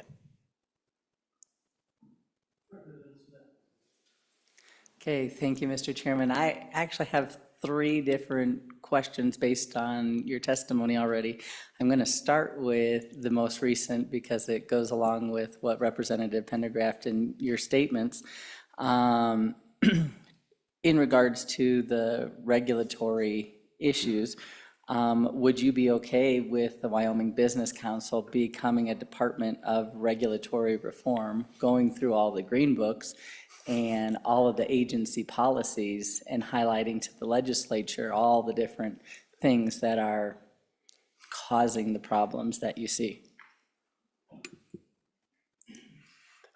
Mr. Chairman and Representative Smith, wow, that's an interesting take. I think that we would love to entertain that. What we've been working on right now is less about going through every green book and doing that, although that does sound exciting, and more about going to a local level and addressing the things that are stopping economic growth. So one of the things that we, as I mentioned earlier in my testimony, is that we have a very narrow perspective and we're chasing the problem. We're not just saying, hey, we'll do everything and be everything to all people. We are looking at economic growth. How do we create that? And so when we look at regulatory reform, we look specifically at those things that might be barriers to growth. In this case, one of those challenges is housing in Wyoming. And we could try to throw money at the problem, but that's not the best solution first. So what we've been doing is doing regulatory reform at a local level to look at zoning and look at regulations at a local level that might be stopping it. And you might say, well, you're a state agency, shouldn't you look at state level challenges? Well, again, we're looking at how do we create the biggest change in our economy with the smallest lever possible. And that is what we've been doing. So while that might be an interesting concept to look at all of the green books and do all of that, our perspective is to look closely at those things that are stopping our growth economically and addressing them. And we found that it's best to address them at a local level first. Thank you, Mr. Chairman. My second kind of follows up with what you just said as well, is one of your first statements was you believe one of your jobs is to be the voice of the people. And so how do you do that and know what the people want? I think I've heard people in Wyoming have a different perspective of what they want. Some people just want to be left alone and not have any neighbors, so they don't view a housing crisis. And then other people, so how do you know what the people want? Mr. Chairman and Representative Smith, so earlier, and I should have clarified this, I was speaking about a republic in general, which we're all part of. So I was thinking of it not just from my perspective in the executive branch, but the legislative branch as well, is that's important to us. However, what you're mentioning is really interesting, and I think it's an important component, is how do we know what people want? Well, you know, as we've been in communities around the state over the last few years, one of the things that we have always come to, because we do a deep dive on the problems that community faces. And one of the things that comes up in every really, like, we call it a fishbone diagram, but it's a methodology to understand root causes of problems. And whenever we do those, in every situation, something really interesting comes up. And that is, they don't want us to grow. We want to grow, but they don't want us to grow. And we say, well, where does that come from? What does that mean?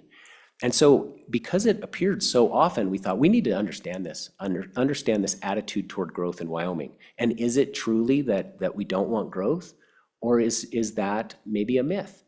And so we set out to do that this September. And at the end of September of this year, we engaged a polling company to do a poll across Wyoming. I'll be happy to share it with the entire committee. I think we've put it out in various methods to LSO and to others. So, but I'd be happy to share it. And it shows that we do want growth.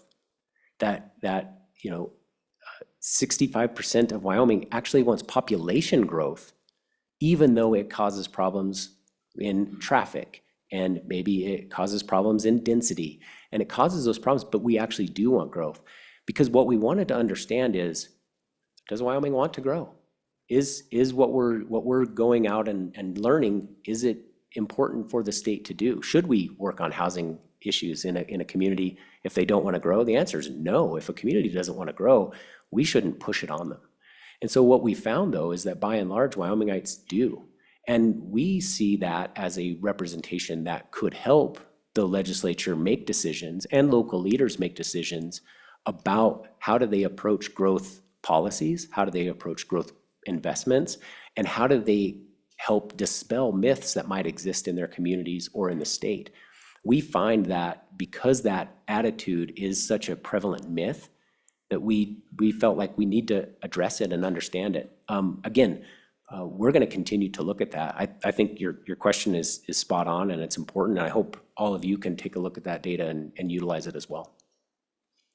Last question, and then for the committee's knowledge, I do want to give you, Mr. Durrell, time on your exception request. So, and I know there'll be some questions regarding those exception requests. So you have a third question, Representative, and then we'll go to Representative Allen and whoever else. Okay, thank you, Mr. Chairman. And final question for the moment is, one of my beliefs is our education system has kind of glorified a certain track. And back in the day, we had a big, strong emphasis on the trades and skills, and you could do carpentry and auto repair and all that. Are you doing anything, because looking at my district specifically, we like working with our hands. We're very much ag-related and fixing and repairing our own things. And so have you done anything to help with this youth migration in working with our education system to bring back like vocational training and skilled trades and things like that? Mr. Chairman, thank you for that. Mr. Smith, thanks. The short answer is no, not significantly.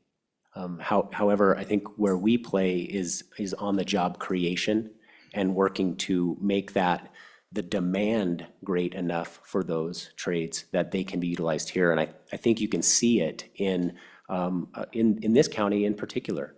You can see the growth in many different, especially in data centers, that takes a lot of electricians.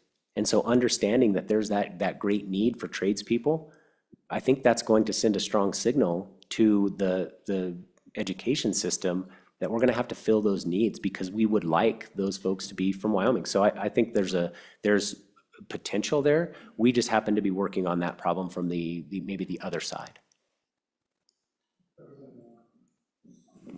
Thank you, Mr. Chairman. Hey, thank you very much for being here.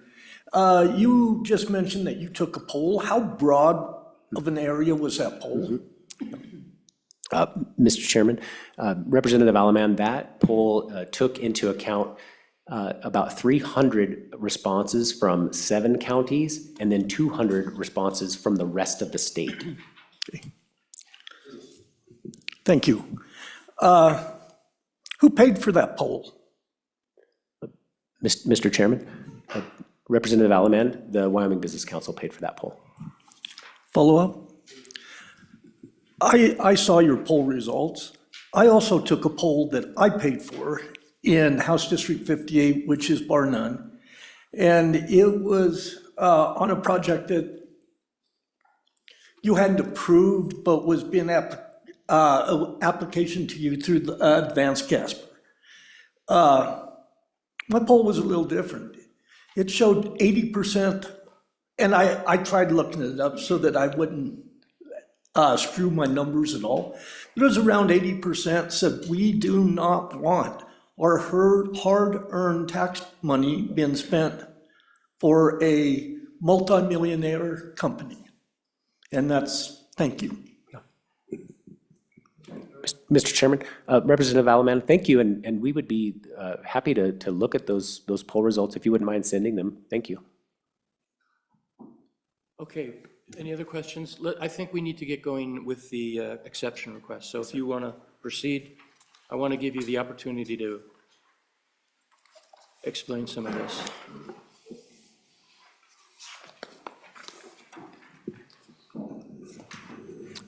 Mr. Chairman, members of the committee, if you could turn to page 11 in our budget book, that is section 6. Those are the exception request priorities. Maybe, Mr. Chairman, what I could do is ask you, how would you like to proceed through this? Would you like to walk one by one? Would you like to talk about the Would like you to specific? briefly go through each exception request in a brief way so that we also provide time for any questions. Yes, sir. Thank you, Mr. Chairman.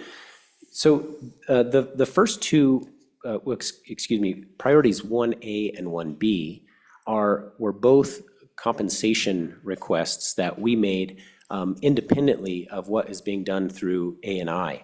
And the reason we did that is we are an agency that sort of sits outside of of the A&I system. And so we wanted to make sure that those were represented. So those have been and are contemplated in A&I's budget of that. So I think we can skip over those. And I think we could probably do the same for number 2, although I would say that in terms of technology, we're trying to make a really big use of technology in order to be as efficient as possible with people. And so those licenses are just that. Those are ways to leverage technology to not have as many people doing administrative work.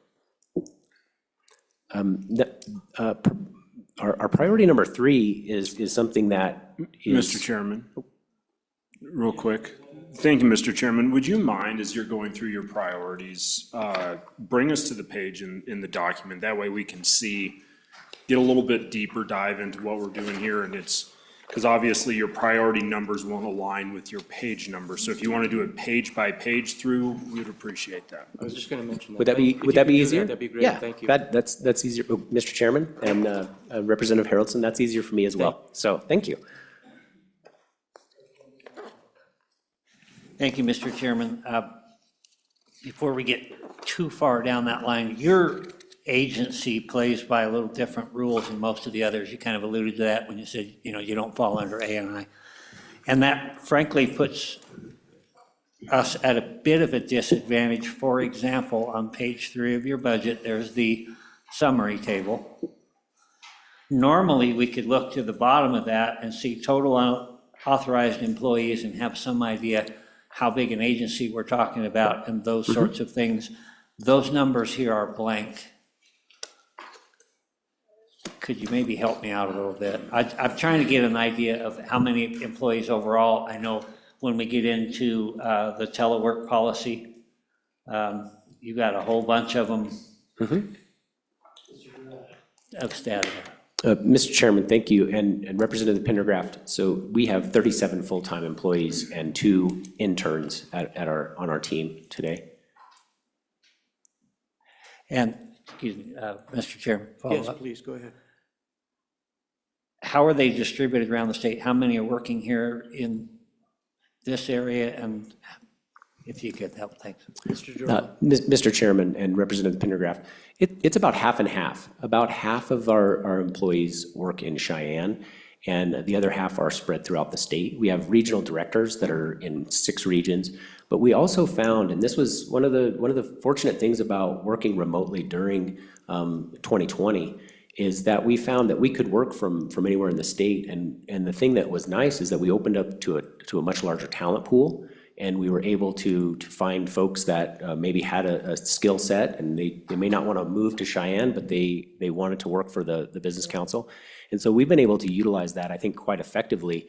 It also provides us a really good view of what's going on the ground in those communities. So that half and half, I hope at some point it maybe even is greater outspread throughout the state. Thank you.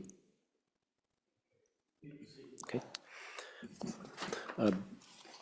I guess going along with Representative Harrelson's suggestion, maybe what we'll do is we'll just jump to 17 and then we'll go page by page, which we'll jump around a little bit in the priority numbers, but that has to do with budget codes and fun things that you probably understand better than any other people except Director Hibbert there. So we'll go ahead and just jump to 17 and we'll talk a little bit about strategy and performance. That's state and local economic analysis. One of the things that has been really important to us over the course of our transition from running programs and doing the administrative work of programs is really looking at the bigger economic picture in Wyoming. And so these particular analyses help us understand at a local level what's going on, as well as what a state level and even a national level what is happening, so that we can make good decisions about our programs and policies in terms of the economy. So that's what that would be for. If you turn to page 18, then the next one is market development and public outreach. I think one of the challenges here with this is that, or the challenges that we face is that it's really difficult for us to fully understand the markets as they are and make sure that we are addressing the markets that are the best for Wyoming. So we have core industries in the state. We understand those very well. And the question is, how do we leverage those in order to open up and increase our market access? And how do we get to new markets from that? And the idea here is to make sure that we would have the ability to develop markets, for example, like manufacturing and shooting sports, and the investments in order to promote ourselves to those industries. Please continue. Thank you, sir. On page 19, you're going to see what you've probably seen a whole lot of over the course of your time in the last few days, and that is these are the technology and the hardware requests. These, frankly, are not unlike any other agencies. We work with ETS to do these, and so unless there's any questions, I'll blow right by that one. Any questions? Okay, thank you.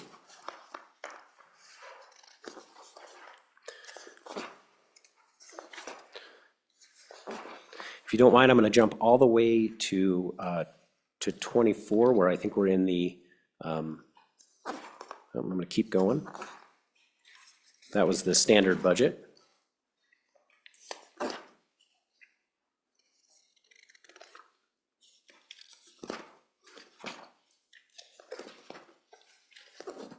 Okay, let's jump to 31, if you don't mind. That is the more on the exception request, but that's 1B. So 32, and we'll now jump to where we were in the table. That is the priority 3. That's the infrastructure investment for broadband redundancy. So as all of you might know, broadband connectivity in Wyoming is incredibly important, not just to our people, but definitely to business. And we have been, as the Wyoming Business Council, we house the broadband office of the state.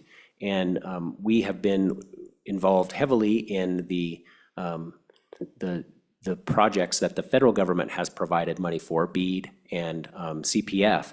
And those funds are utilized to connect individuals in the state and make sure that we have 100% coverage of the population of our state. Those projects are ongoing, but one of the things that, as we look into the future, one of the things that's very important to commerce, as well as that internet backbone, is a level of redundancy between our communities and along major routes, because that redundancy is going to make sure that we are poised well for businesses that are coming in, as well as in any data center activity that may be going on. That broadband redundancy is incredibly important. However, what I will say is that it's. Thank you, Mr. Co-Chair. Mr. Drill, how much has been spent, since this is housed in your agency, how much has been spent of federal dollars for broadband expansion since the COVID pandemic? Mr. Drill? Mr. Chairman, thank you, and Mr. Co-Chair, I can get you that exact figure. It is in the hundreds of millions of dollars. And follow, Please, Chairman. go ahead. Yes. The BEAD program is 348 million. Okay. Federal funds for the broadband infrastructure improvement, federal funds is 348 million. Okay. Follow, please. So 348 million, you speak of redundancy, and we're seeing technology making leaps and bounds. We have something called Starlink now. I think even members of this committee use that. So is this a good investment as we see technology increasing and probably accelerating past this broadband expansion? Mr. Durrell. Mr. Chairman and Mr. Co-Chair, I think that's a fantastic question. And I think the idea and the thing to remember is that fiber optics are also increasing in their technology, and the number of bundled pairs that you can get in a trunk now is much higher than we have even in the ground today. And so I think that is still a valid technology, and it's something that terrestrial fiber is still going to be relied upon into the future. Thank you, Mr. Co-Chair. One of the concerns with the state of Wyoming is the rural nature of it. You said that you're trying to get 100% coverage for the population. So I would imagine those people that don't have opportunities for fiber are in the middle of nowhere. So of this 348 million, are you aware, is there any of that money being provided for Starlink? Mr. Chairman, Co-Chair Bear, actually quite a bit of it is for satellite. And what we found is that it is not cost effective to reach everyone with fiber, absolutely. And so that program contemplates that and will not allow you to utilize fiber in very high cost locations. So you must use an alternative technology such as radio frequency or satellite communications to do that. So that is contemplated in the BEAD application, and it's part of their, I guess their philosophy is that they know we were not going to be able to reach everyone with fiber. Yes, Director Hebner. Mr. Chairman, as a follow-up to, just for clarity, we had CARES money naturally, and that's been in and through the process and out the door, but there's $100 million for that for broadband. We have the Capital Projects Fund, which is another funding source that is still at play, that came at the tails of ARPA, and that's 75 million. So you can add the 100 million that CARES has been through the system, the $75 million, and we've been working with the Business Council on processing those, and then the BEAD, which is the 348 million. And then you have this request for 50 million. Correct? Mr. Chairman, yes, that is correct. This is a project that would not be covered by any of those federal programs. Any questions? Yes, Senator. Thank you, Mr. Chairman. Maybe a question for Kevin more than Josh, but thanks, Josh, for being here. Thank you all for being here. But Kevin, you just talked about the monies that's spent with CARES and ARPA. How much of that money's been deployed? How much has been on the ground? How much is left to be deployed? I mean, I know we've got timelines and all that. Where are we with that? Mr. Chairman. So easy to understand that CARES is fully deployed. The Capital Projects Fund money is almost, and it's in the process of being fully patrolled. I think it's all under obligation. It is all under obligation. The $348 million, that's the fund, the BEAD program that we're trying to get our hands around. One of the biggest challenges with that is that there's a lot of federal oversight to how that gets deployed in the fashion the federal government would like to have us deployed. And that's going to be an ongoing challenge for us as we proceed to chase that 348 million. You, Josh. At 50 million here, based on what we just heard, one of the questions, and I know the governor has made his recommendations, and you're asking, if we're on the floor and we're making a case to our fellow members to approve this request, how can we articulate to them and say, this is what's been deployed, this is the coverage we've got, this is where this is going to go?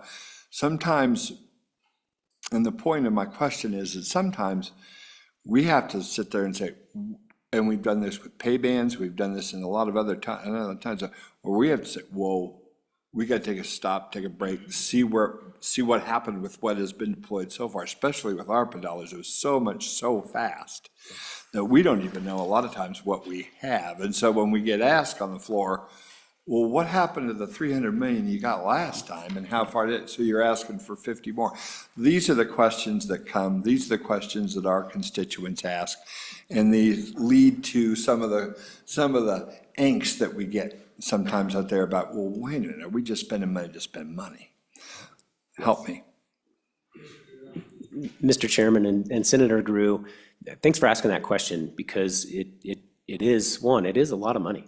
It is a tremendous amount of money that's coming to us for connecting people. And generally speaking, we're talking about consumers with the CPF and the BEAD funding. Those two programs are essentially about connecting America, consumers, to the internet and to high-speed internet.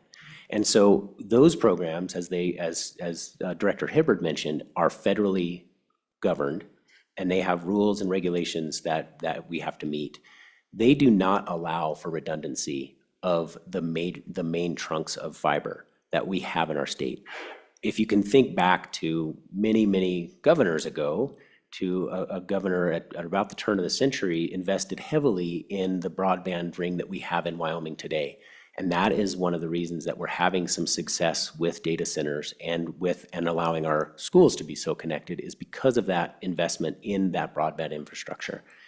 This state level investment would be to allow and to encourage more business and commercial growth utilizing the internet, whereas those federal dollars are for consumer utilization of the internet. Does that help? So, Mr. Durrell, let me ask you this. Would you be willing to share with the legislature what your ask was of the governor for this biennium for your budget? Or how much more additional revenue do you believe you need to be successful? Mr. Chairman, yes. So when we think about the two big things that are stopping our economy is the ability for our local communities to grow with their infrastructure needs.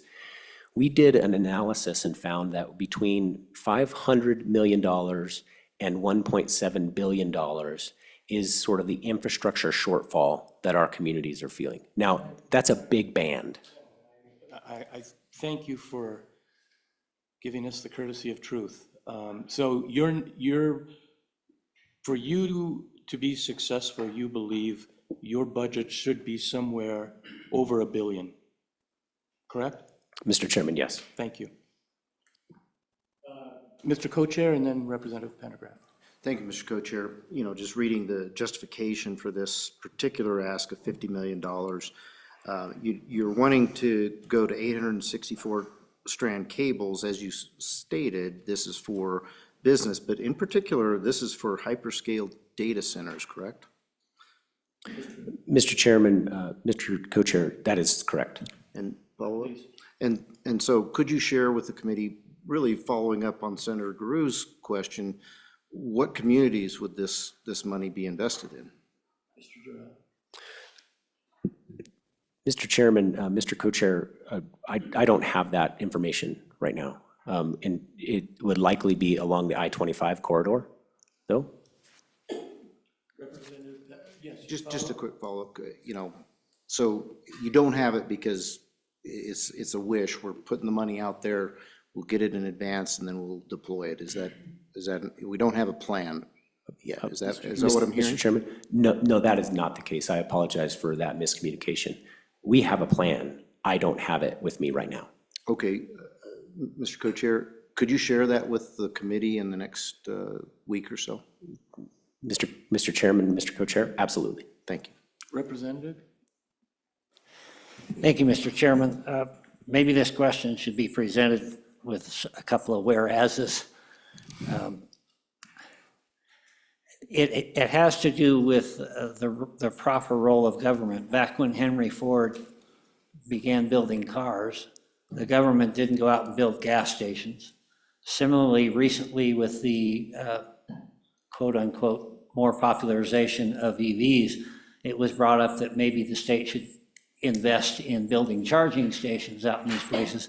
And the public resoundingly said, no, we don't want to do that. People didn't move here to have all of the conveniences of living in the city. If they need that, they know where they can find it. One last whereas, I read your poll, and you and I discussed that, and in my view, there are many problems with how it was phrased. And so, for the record, I reject those results personally out of hand. But that's fine, I'm just one person. But my question, how do you answer those that say it is not the role of government to build infrastructure, leave that to the free market, leave that to businesses to develop that, leave that to the consumers that want those things? How do you respond? Mr. Chairman, Representative Pendergraft, thank you. Well, I would say that it goes back to what problem we're trying to solve. So if we are indeed looking to allow our economy to continue to decline, allow our population to leave in we'll say significant numbers. We might argue about the percentages, but it's significant numbers. And if we are intending to compete to make Wyoming a business-friendly place, which my agency is tasked to do, the answer would be to say, we have a pretty good experiment of very little investment in infrastructure and in making our communities business ready. We have a lot of data that would suggest that if we want to be business friendly and we want to provide opportunities for Wyomingites to stay in the state and not leave, that's not working. The idea that the state or that the community shouldn't pay for infrastructure, that experiment is sort of running right now. And what it's saying is that people are leaving. And what it's saying is our economy is in decline. So we have data that would not just suggest, but probably strongly support that private businesses are not going to pay for the infrastructure when they can go somewhere else and not pay for it.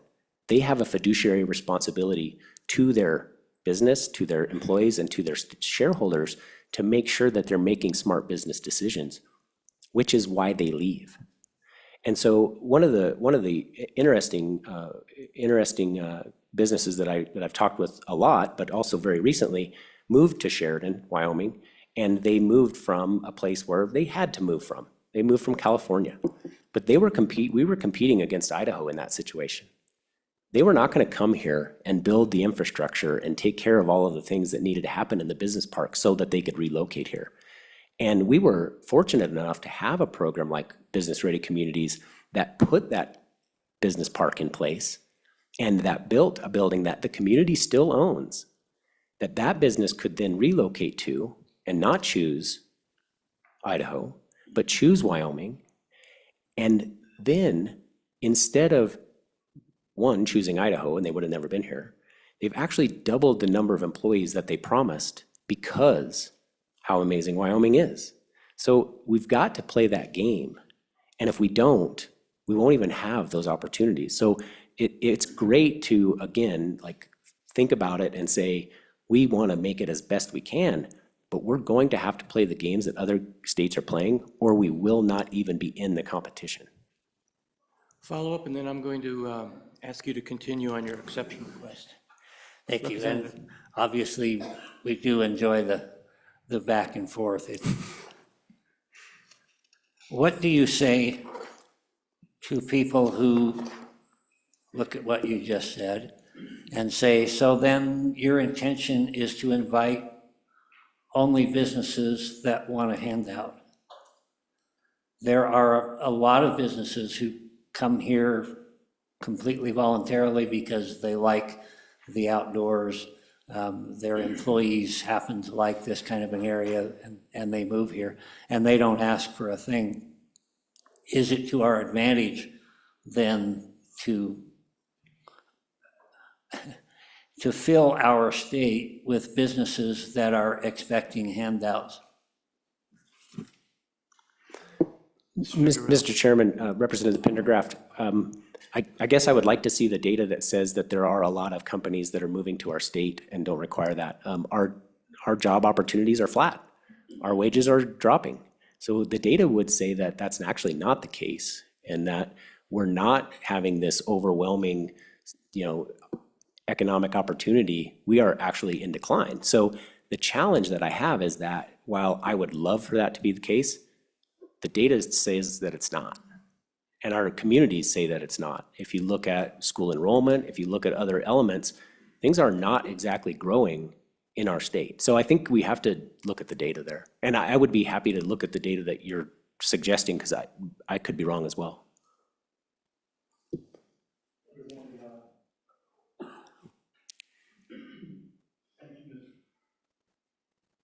Thank you, Mr. Chairman. I'll make this quick. The company that I'm very familiar with was a company coming into bar none that was a manufacturing company. They were getting $25 million pushed down their throat that they said they did not need. Oh, we'll take it, of course. But they said over and over, we do not need this money. This is not our deciding factor. But the application was still put in, and they did not have to have it to come. They were coming on other reasons. Mr. Chairman, Representative Alaman, let me correct a couple things there. One, the funding that you're mentioning was not going to be given to that company. The way that our program works, and it's laid out in, I think, pages like maybe 3 and 4 of your presentation. The way that works is that the money that we would be delivering to bar none would be for infrastructure, was part of that project. The other part of that project would be the creation of a building that company would then lease and pay for usage of. That second phase didn't have to happen. But at the same time, just to be factually correct, we did not receive an application for that. One of the reasons that business did not come to Wyoming was because there was the inability to create policy change that would allow them to operate. They did subsequently decide to utilize Tennessee as their location because they had a favorable policy in place to do that. I think that business-ready communities, Representative Alaman, you nailed it. It's a really confusing program to understand. And what I do want to stress is that investment in infrastructure to unlock that portion of bar none would not have been just utilized by that company. It would be utilized by a number of companies in that area and allow for economic growth, not just to, again, that company, but to others as well. But I appreciate your question. Thank you. Yes, sir. I'm quite familiar with the project. 2.5 million would have taken to put the infrastructure up. The rest of the 25 million was going to their parking lot, their curb and gutter, their sewer system, and a office building that they were going to rent from the business, from Advanced Casper, whoever it was. I understand that the company was not getting the money, but everything, all of that 25 million was going to their benefit. They did not get the check, but it was going to their benefit. And I think it was within 5-10 years, they were going to lease the building, and then at the end of that period, they would own it. Is that correct? Mr. Chairman, it's really challenging to quantify any of that because there was never an application, there was never an agreement created, none of that happened. So while there was contemplated a $25 million project, we never received an application for that project. We never went through the contracting process, and neither did Advanced Casper. So it's difficult for me to say that is certain because we don't have a contract that would say that. And so I think a lot of that is conjecture and probably not that helpful.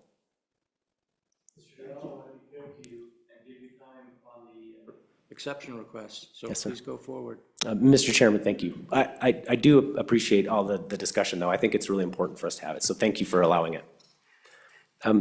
Perhaps we can jump to number 34, page 34. That's the Economic Growth Toolkit.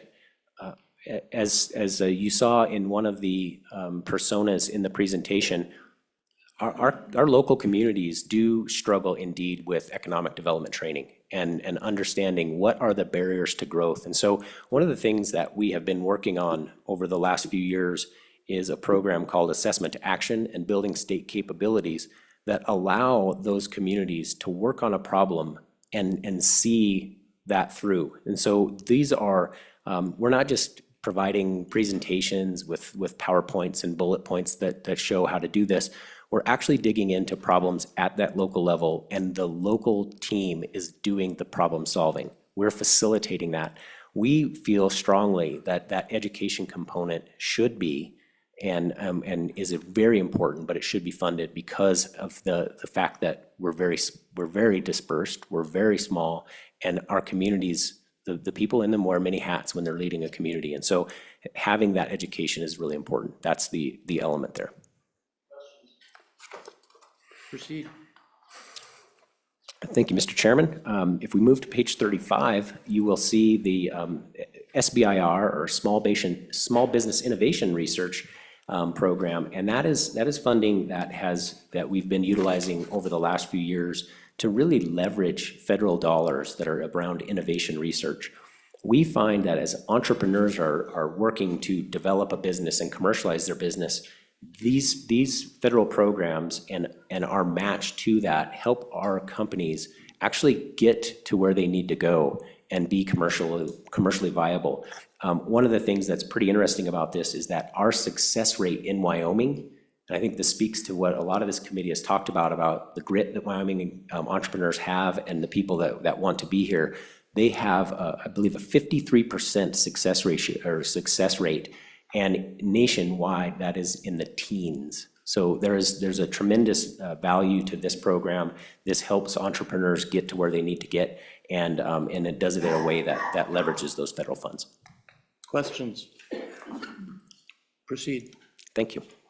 Thank you, Mr. Chairman. Now, if we jump to number 36, this program is also very similar. And again, if I were to point back to the personas that you saw in your presentation, you saw folks like Grayson Buckingham of DISA, and you saw Keon Mobasher and Luke Macy of Power Theory.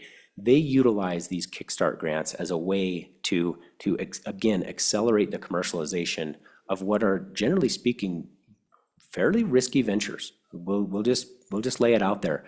And what we see, though, is that those are really important dollars early on in their development.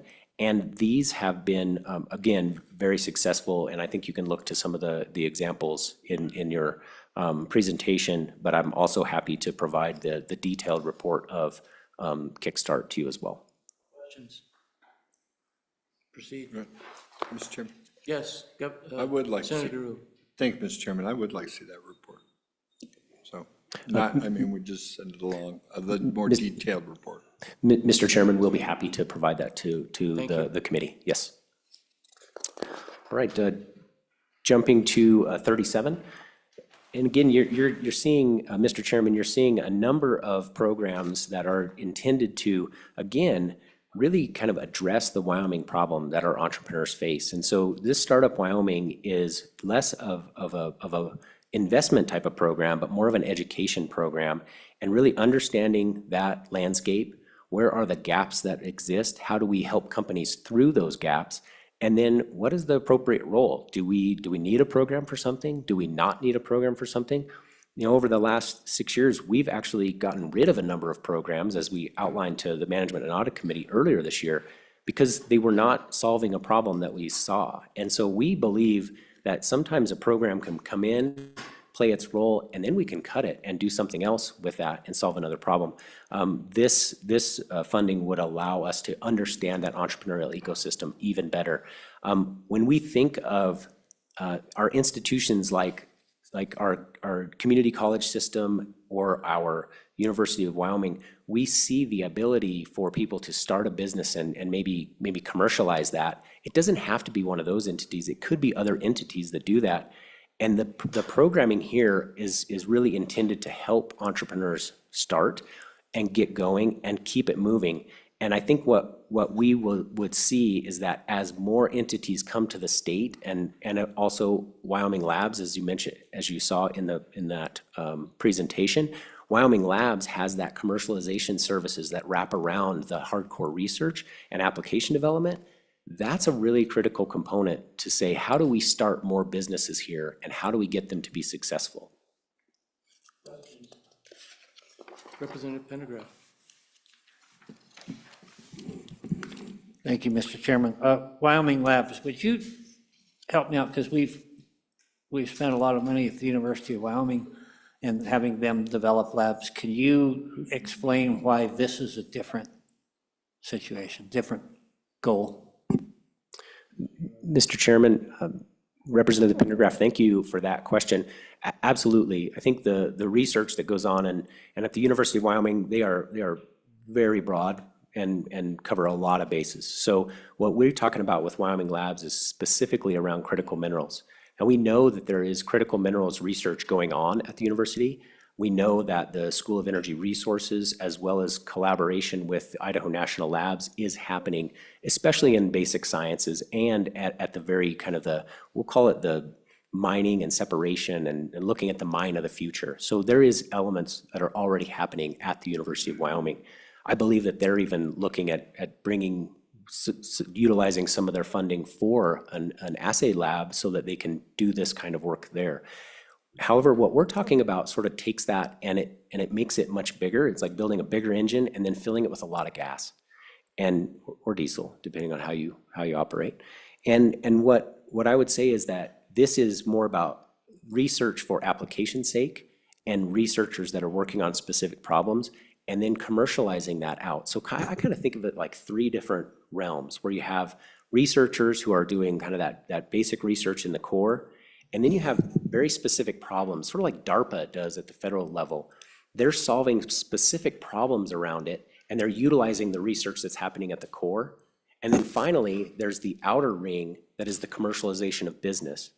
And so we see it as a really big complement to the University of Wyoming and the School of Energy Resources. We see that playing a key role in taking all of that work and then commercializing business from it.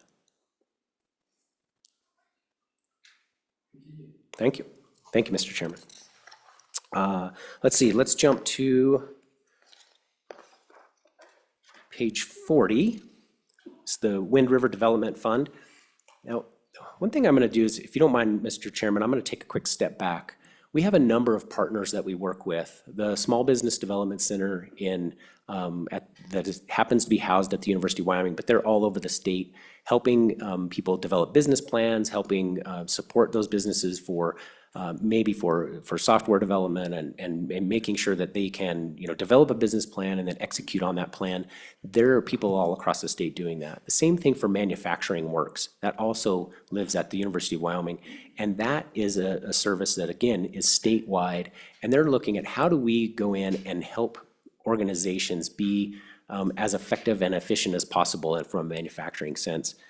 And one of the things that we've been, and the Wyoming Women's Business Center is also in that camp.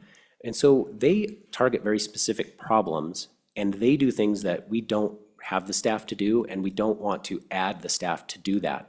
They also utilize a lot of federal funding.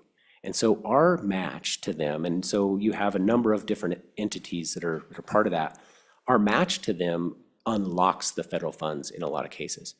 And one of the things that we asked them to do back in the early part of this year, many of them saw the federal government pull back and make their funding very tenuous. That's a decision that is out of our control. And we said, well, look, why don't you take a look at the problem and make sure that we're solving the Wyoming problem? And as we did that, we asked them to propose solutions to the problems that they saw specifically to Wyoming. We still want to leverage that federal funding. We think it's important and it can help us a lot. However, we also know that the Wyoming problem is sometimes different than the federal problem. And so we have to look at Wyoming's problem. And the Wind River Development Fund has been recently achieved a recompete grant to do a whole lot of work on the Wind River Reservation. And so one of the things that we worked with them on is, what do you need to fully leverage that? And what do you need to take full advantage and make a big economic impact in that area? And so they presented us with a budget that allows them to do that. And we are essentially bringing that forth to you so that you can see the need that they have. That is beyond our normal budgeting for them. We typically do not invest at this level, but we see this leveraging that recompete fully is a really important element and something that could make a big difference in that area of the state.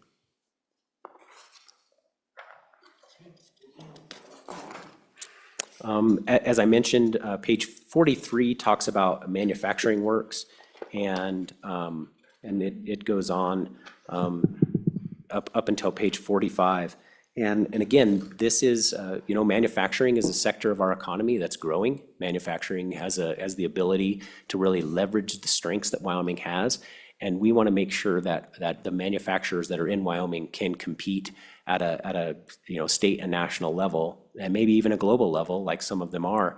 So this is a program that helps them do that. Thank you. I am glad we got to manufacturing, sir. One of the criticisms that I hear often of the Wyoming Business Council is picking winners and losers, to go there. And so I'm going to give you an example and ask you to explain how this is not picking winners and losers. It has to do with manufacturing and this sort of thing. In my community, you gave a grant called a market expansion grant, and I would ask you to explain what that means, to one particular metal fabricator. And I can list off the top of my head 3 or 4 other entities within that community that do the same thing or in competition with that. How do you decide who gets a market expansion grant, and how does that tie in with your manufacturing works initiative? Mr. Chairman, Representative Pendergraft, excellent question. I'm glad you asked it. So a couple things to think about.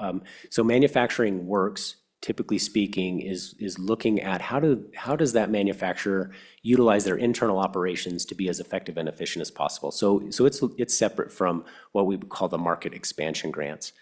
The market expansion grants are ways for our manufacturers or other businesses, as you saw in the 600 and 900 report, there are a number of those, to not just manufacturers, but businesses in Wyoming who are looking to expand their reach into new markets. Now, that might be trade shows, that might be just trying to understand that market, it might be promoting to that market. There are various things that they can do. And so that market expansion grant allows people to stay good at what they're doing, but expand it. And again, grow their business, which we hope that they do here. So that's what that's intended to do. Now, your question about how do we decide, our programs are available to all businesses in Wyoming. And the first step that we decide is who applies.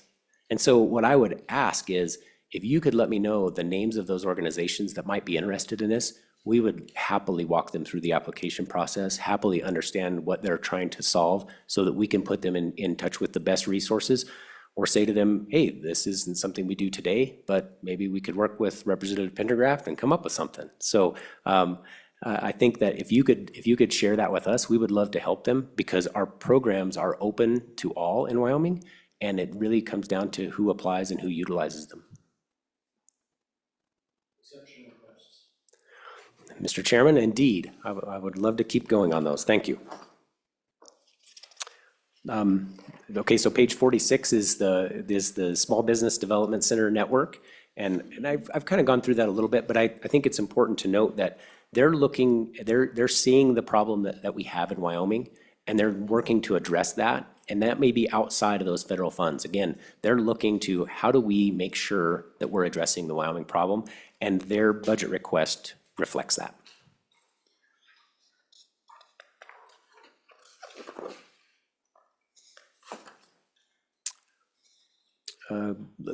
Mr. Chairman, page 49 has the Wyoming Women's Business Center. That is a similar program that we have been working with for a number of years, where we work with them to provide business counseling and make sure that people have the ability to build a business plan, execute their business, and have the counseling that is required. One of the challenges that we do have in this state is that we frankly just don't have enough opportunities for everyone. And so this is a really good way for those folks who maybe don't have the ability to get out into the workforce or see those opportunities to start their own businesses and do that through the Wyoming Women's Business Center. Proceed. Thank you, sir.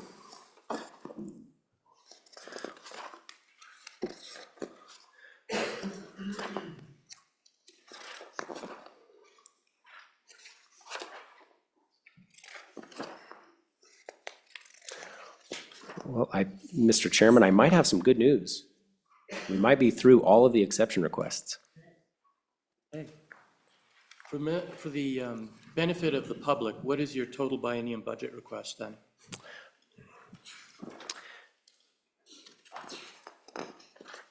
I'm going to jump back to the beginning here, sir.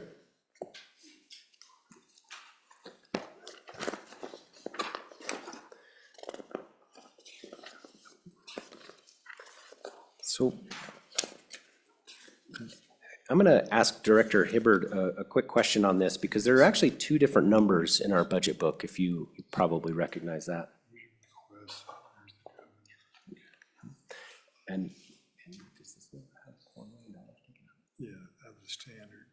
Okay, all right. There's your request and there's the rest. Okay. So, Mr. Chairman, the question was our request or the recommendation? Both. So the request is $111,770,612, and the governor's recommendation is $54,623,232. I guess, Mr. Durrell, I have a comment to make. Given the efforts of your office in the past few years, the state's investment in the Wyoming Business Council, my concern is that, in your judgment, for you to succeed, your requirements are over $1 billion to succeed. The governor's request is little less than 55 million. How does that bode for your success in the future? And Representative Pendergraft brings up the legitimate issue of what is the role of government. We're not going to solve that in the next hour, but it is a discussion that is going to take place. I'm uneasy. I'm uneasy about your testimony today that you need over $1 billion to succeed. This legislature has funded the Wyoming Business Council under your leadership in past years. The governor is requesting 55. I need you to talk to me.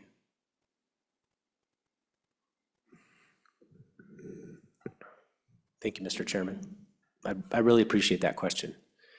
I think what it comes down to is we have a greater understanding of the challenges that we face than we've ever had.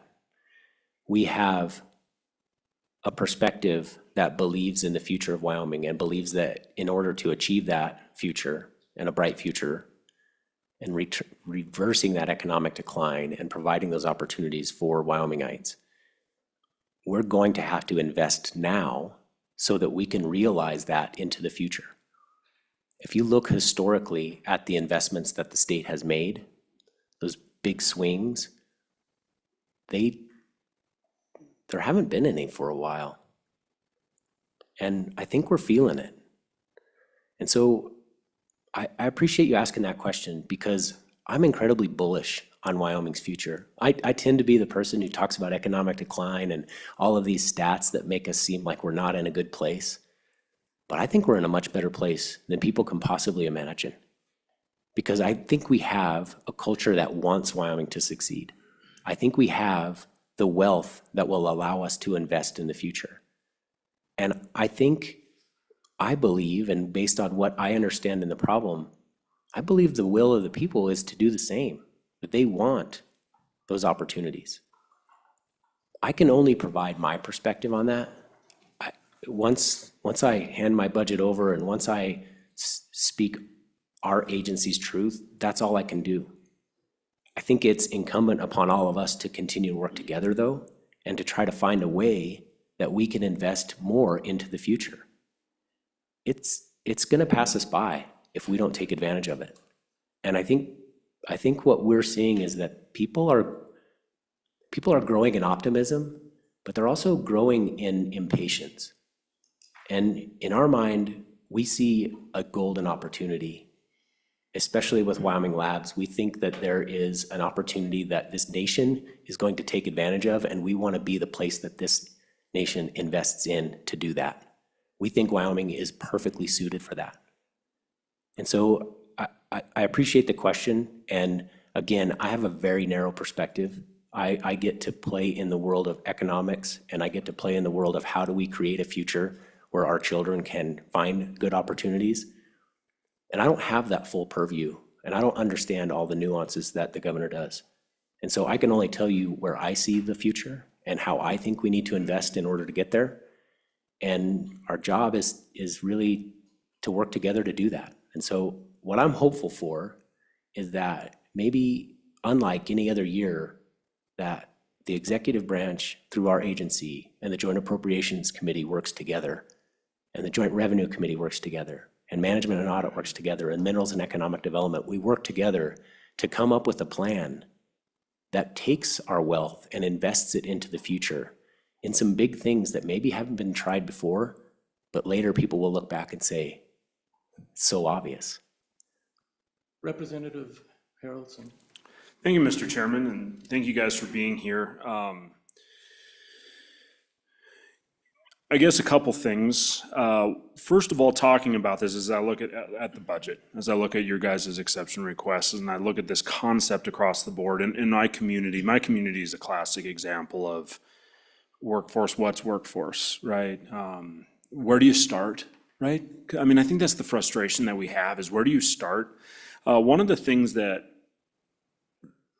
at least I can speak for Platte County, no one's gonna come to Platte County until we figure out the workforce first. We've already tried, even simple things, consumer-based stuff that they're like, hey, we're gonna come, never mind, we're not, because we don't have the people. And so I guess kind of piggybacking on Representative Smith's question, I think a huge part of this has to be how do we start shifting the culture and the viewpoint to producing what we need for that industry. They're leaving, absolutely. But at the same time, for a long time, just recently we saw the Hathaway shift to CTE, but just recently, right? We're beginning to kind of see that coming around a corner. But if we don't have that coming around a corner, we're in serious trouble. So I guess a challenge and also a question is start thinking outside the box, because I think personally, you can pull into a Cheyenne or a Sheridan potentially. But if we're being really honest, want to be robust for our culture and robust for our economy, it's got to come to the Chugwaters and the Wheatlands and the Guernseys and the Glendos of this state, or we'll continue to see the smaller places shrivel up and then be some deeper pockets of population. So if we don't get our kids on board, we can't keep them here. We could have a job right down the street, but we won't keep them here until we start making it known this is what we want to do. And I think that's a cultural shift. So more of a statement there. The question, last year a bill passed 172, and it's come to my attention that across the board we're seeing the implementation of that elimination of gun-free zones, but not so much in your department. And I wanted to kind of just get you to answer that question. What was the hang up and the hiccup, and why are we not seeing that taking place? Mr. Chairman, thank you. And Representative Harrelson, so we are fully compliant with 172. Many of the facilities that we work in are privately owned. And so those are not state facilities. If they were, we would have a different stance. the owners of those buildings have the rights to decide whether they're gun-free or not. And in those cases that where we don't allow that, it's the owner's right, and they have spoken. So I want to address that a little bit more if I could. We are incredibly pro Second Amendment.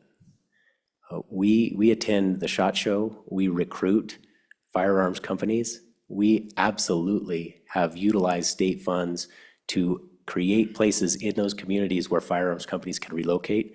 We spend an awful lot of time and energy and resources toward recruiting firearms companies, and we will be fully compliant and are fully compliant with the law.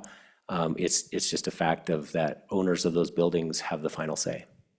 Thank you for asking that, though. Follow up? Thank you. If I could I get a list of those facilities and when those leases are up? Mr. Chairman, Representative Haraldson, happily, you bet. Thank you, Mr. Co-Chair. I'm going to get to a question in a moment. I just want to correct some things that were stated earlier, just putting a finer point on it. During your conversation with Representative Pendergraft, when you were talking about free markets, and you stated that Wyoming's government is too small, you got onto a concept that the only place free markets really exist is in the ivory towers of education. So I did a search because that seems antithetical to my experience. And this is what the internet says, or the interweb. It says, academia in America generally allows for the study of various economic systems, including free markets and socialism. But many sources suggest a prominent bias among faculty that favors socialism or highly progressive viewpoints over free market capitalism. So we do have a problem with free markets starting right there in our education system. So I'm pushing back on the ivory tower is the only place we're going to find free markets. I think we've had 150 years of free markets, and it's been watered down by government involvement ever since. That was my point earlier. And I think free markets are the way. And where do we draw the line? That would, where do we draw the line and quit meddling in the markets from the government standpoint? I think that was Representative Pendergraft's point. Earlier, you were discussing with Representative Allemand, $25 million grant, but you stated that there had never been an application submitted. I have possession of an application. It wasn't from that company, and maybe that was the difference. It came from that Economic Development Corporation from that area. I think it's something Casper, Advanced Casper. And they did ask for $25 million. His point was that, somebody's asking for money and the company's saying they don't even need the money. And so maybe we're tripping over ourselves to give money away is the point, I believe there. And, we need to stop doing that. I think you're early on in your beginning soliloquy, you talked about how we're trying to get the money to people, make it easier for them to get the money. Well, maybe I misquoted you there, but that's what that whole process sounds like. And in this budget request, we have 1.2 million, and the governor agreed with you on this for the network for those organizations. So we're continuing to promote these groups that are looking for ways to spend money that corporations are saying they don't even need the money to do business here. And you aptly said, the real roadblock was that this body has decided we're not going to allow nuclear waste to come from other states. That was truly the roadblock there. And that'll have to change before that type of company will ever come here. Also, in this recent conversation with Representative Haraldson in gun-free zones, I have to ask, as you're leasing these spaces, we had testimony from you earlier that most of your people are remotely working, and can't we choose leases where our laws and our legislatures' wishes could be granted? And having done so, would any of those leases require that your website, which we know it says that you're a gun-free zone, do any of them demand that you change your website to state that you're a gun-free zone? And then lastly, my question is this. This is back to our original conversation. You know, Elon Musk stated at one point that artificial intelligence and robotics pose a fundamental existential risk to humanity. Why is that? Well, they're going to take away the jobs. We have a problem in Wyoming that you've aptly stated today. We don't have enough employees for manufacturing. But our executive, chief executive of this country, is trying to bring manufacturing back to the United States. And a lot of that manufacturing, if they have to retool, it's going to be AI and it's going to be robotics.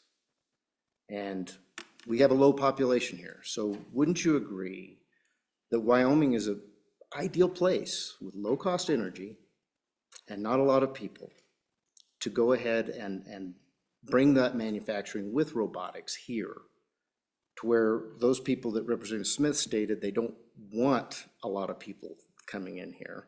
But the few that are here, those young people that haven't left, could provide the jobs to support that type of manufacturing. And I'll just say this, we've heard testimony that 60 to 80% of the future jobs in the United States are going to be CTE. Career technical education type of jobs. Those, I think you called them trades. And this committee is very, very committed to helping promote CTE, continuing or that technical education in the state of Wyoming. That, I believe, is going to curb the exodus that you spoke so eloquently about of our young people. It was mentioned earlier that our education system is really focused on sending everybody to the university, where only 20% of those kids stay. Whereas in our community colleges, it's the opposite. It's 80% of those kids that stay. So you mentioned that you hadn't really invested in the CTE world and making sure that that's the workforce of the future in Wyoming. But I would encourage you that if you continue to do this work, that is a focus. But again, my question is, shouldn't we be promoting Wyoming because we have low-cost energy, and though we have few people, we have very skilled people that could support that type of manufacturing that should be coming back from foreign actors that our president is trying to get that pulled away from. Mr. Durrell. Mr. Chairman and Mr. Co-Chair, I think you're absolutely right. I think that the factories of the future are going to look quite a bit different. I still think that those are going to require infrastructure in order to handle the loads that they have. And I also want to dive into that idea that while we may have low cost energy in the state is currently not plentiful. And we do need to work on that. So I absolutely agree. I think it's an exciting time. I think what you're talking about with robotics and with artificial intelligence changing the way that work happens and the way the factories work, we're actually in a perfect spot to do that. We're still going to need people. We're still going to absolutely need people and infrastructure to support them. And I think what we have over other places in the country in this renaissance is that we don't have these old factories that rely on a lot of people. We're starting from the ground up. And I think that is what's so, I don't know, gets me excited about the future is let's figure out a way to make sure that our communities can reap the benefits of that. And our state can reap the benefits of what you're talking about. Because I think that the future, it's hard to see super clearly, but I think it's bright. And I think that's where we absolutely agree. And I think you're right. I think that that's going to be a different world. But to do that, we're still going to have to solve those local problems. We're still going to have to have programs that allow us to make hard decisions. Just to correct you slightly, I said it's actually harder to get money from us. And that particular project that you mentioned, our board did not review that presentation or that proposal. It is floating around out there, but it was pulled back. We did not contemplate funding that. Had it been contemplated, it's very likely that we might have only funded the infrastructure portion. And it's very likely that it would have changed dramatically after our board looked at it. So I think it's important to note that we have said no to more projects, and we have made it more difficult through our own policies to get to that BRC funding, because we want to be really good stewards of state funds, and we want to develop a system that's strong enough that could be a way for our communities to utilize to build that infrastructure and serve the right infrastructure. So I appreciate, I think your vision of more manufacturing here, super exciting. I want to be a part of it, and I think the Business Council could be a big part. Mr. Chairman, thank you. I'm just going to piggyback on Representative Harrelson's mention of the Second Amendment and our priority for the legislature that we want to be able to conceal carry. And I just wanted to ask, have you looked at other locations to lease, and can you break leases? Mr. Durrell? Mr. Chairman and Senator Larson, thanks for that question. For that particular reason, we haven't. We have not looked for that specific reason. We always assess our leases as we move forward. I do believe that there's a element of that statute that allows for what we're doing, and so we're not we're not sideways with the law at all. But at the same time, we also have to make sure that we're staying focused on what we do, which is economic development, and making sure that our team is located in a size that's appropriate, in a place that's appropriate. And so we will obviously, as we review and renew leases, we will absolutely look at that. However, that has not been something where we wanted to break a lease and change our whole structure just to do that today. So I apologize if that was the intent of the legislature. I didn't pick that up, but we will definitely look at it as we move forward. Representative, follow-up? Representative Pendergrass? Thank you, Mr. Chairman. I'm probably done after this. I say probably because you might say something that'll make me reach for the Benadryl, but you quoted, you said that your staff and you were incredibly pro-Second Amendment. Well, I consider myself that too. And if I were in business leasing from somebody that was not, I would get out. So I appreciate Senator Larson's questions, but I also I look back to our discussion yesterday with A&I, where the state has bought a number of properties right in this vicinity, and the Department of Education evacuated some spaces. You have 37 FTEs and 2 interns, and they're all on telework. It seems to me that there's a distinct possibility that you might actually be able to find a state-owned facility, and we could get rid of the gun-free zones moniker. And I would encourage you to look at that. Thank you. Mr. Durrell? Mr. Chairman, Representative Pendergrass, thank you. Appreciate that.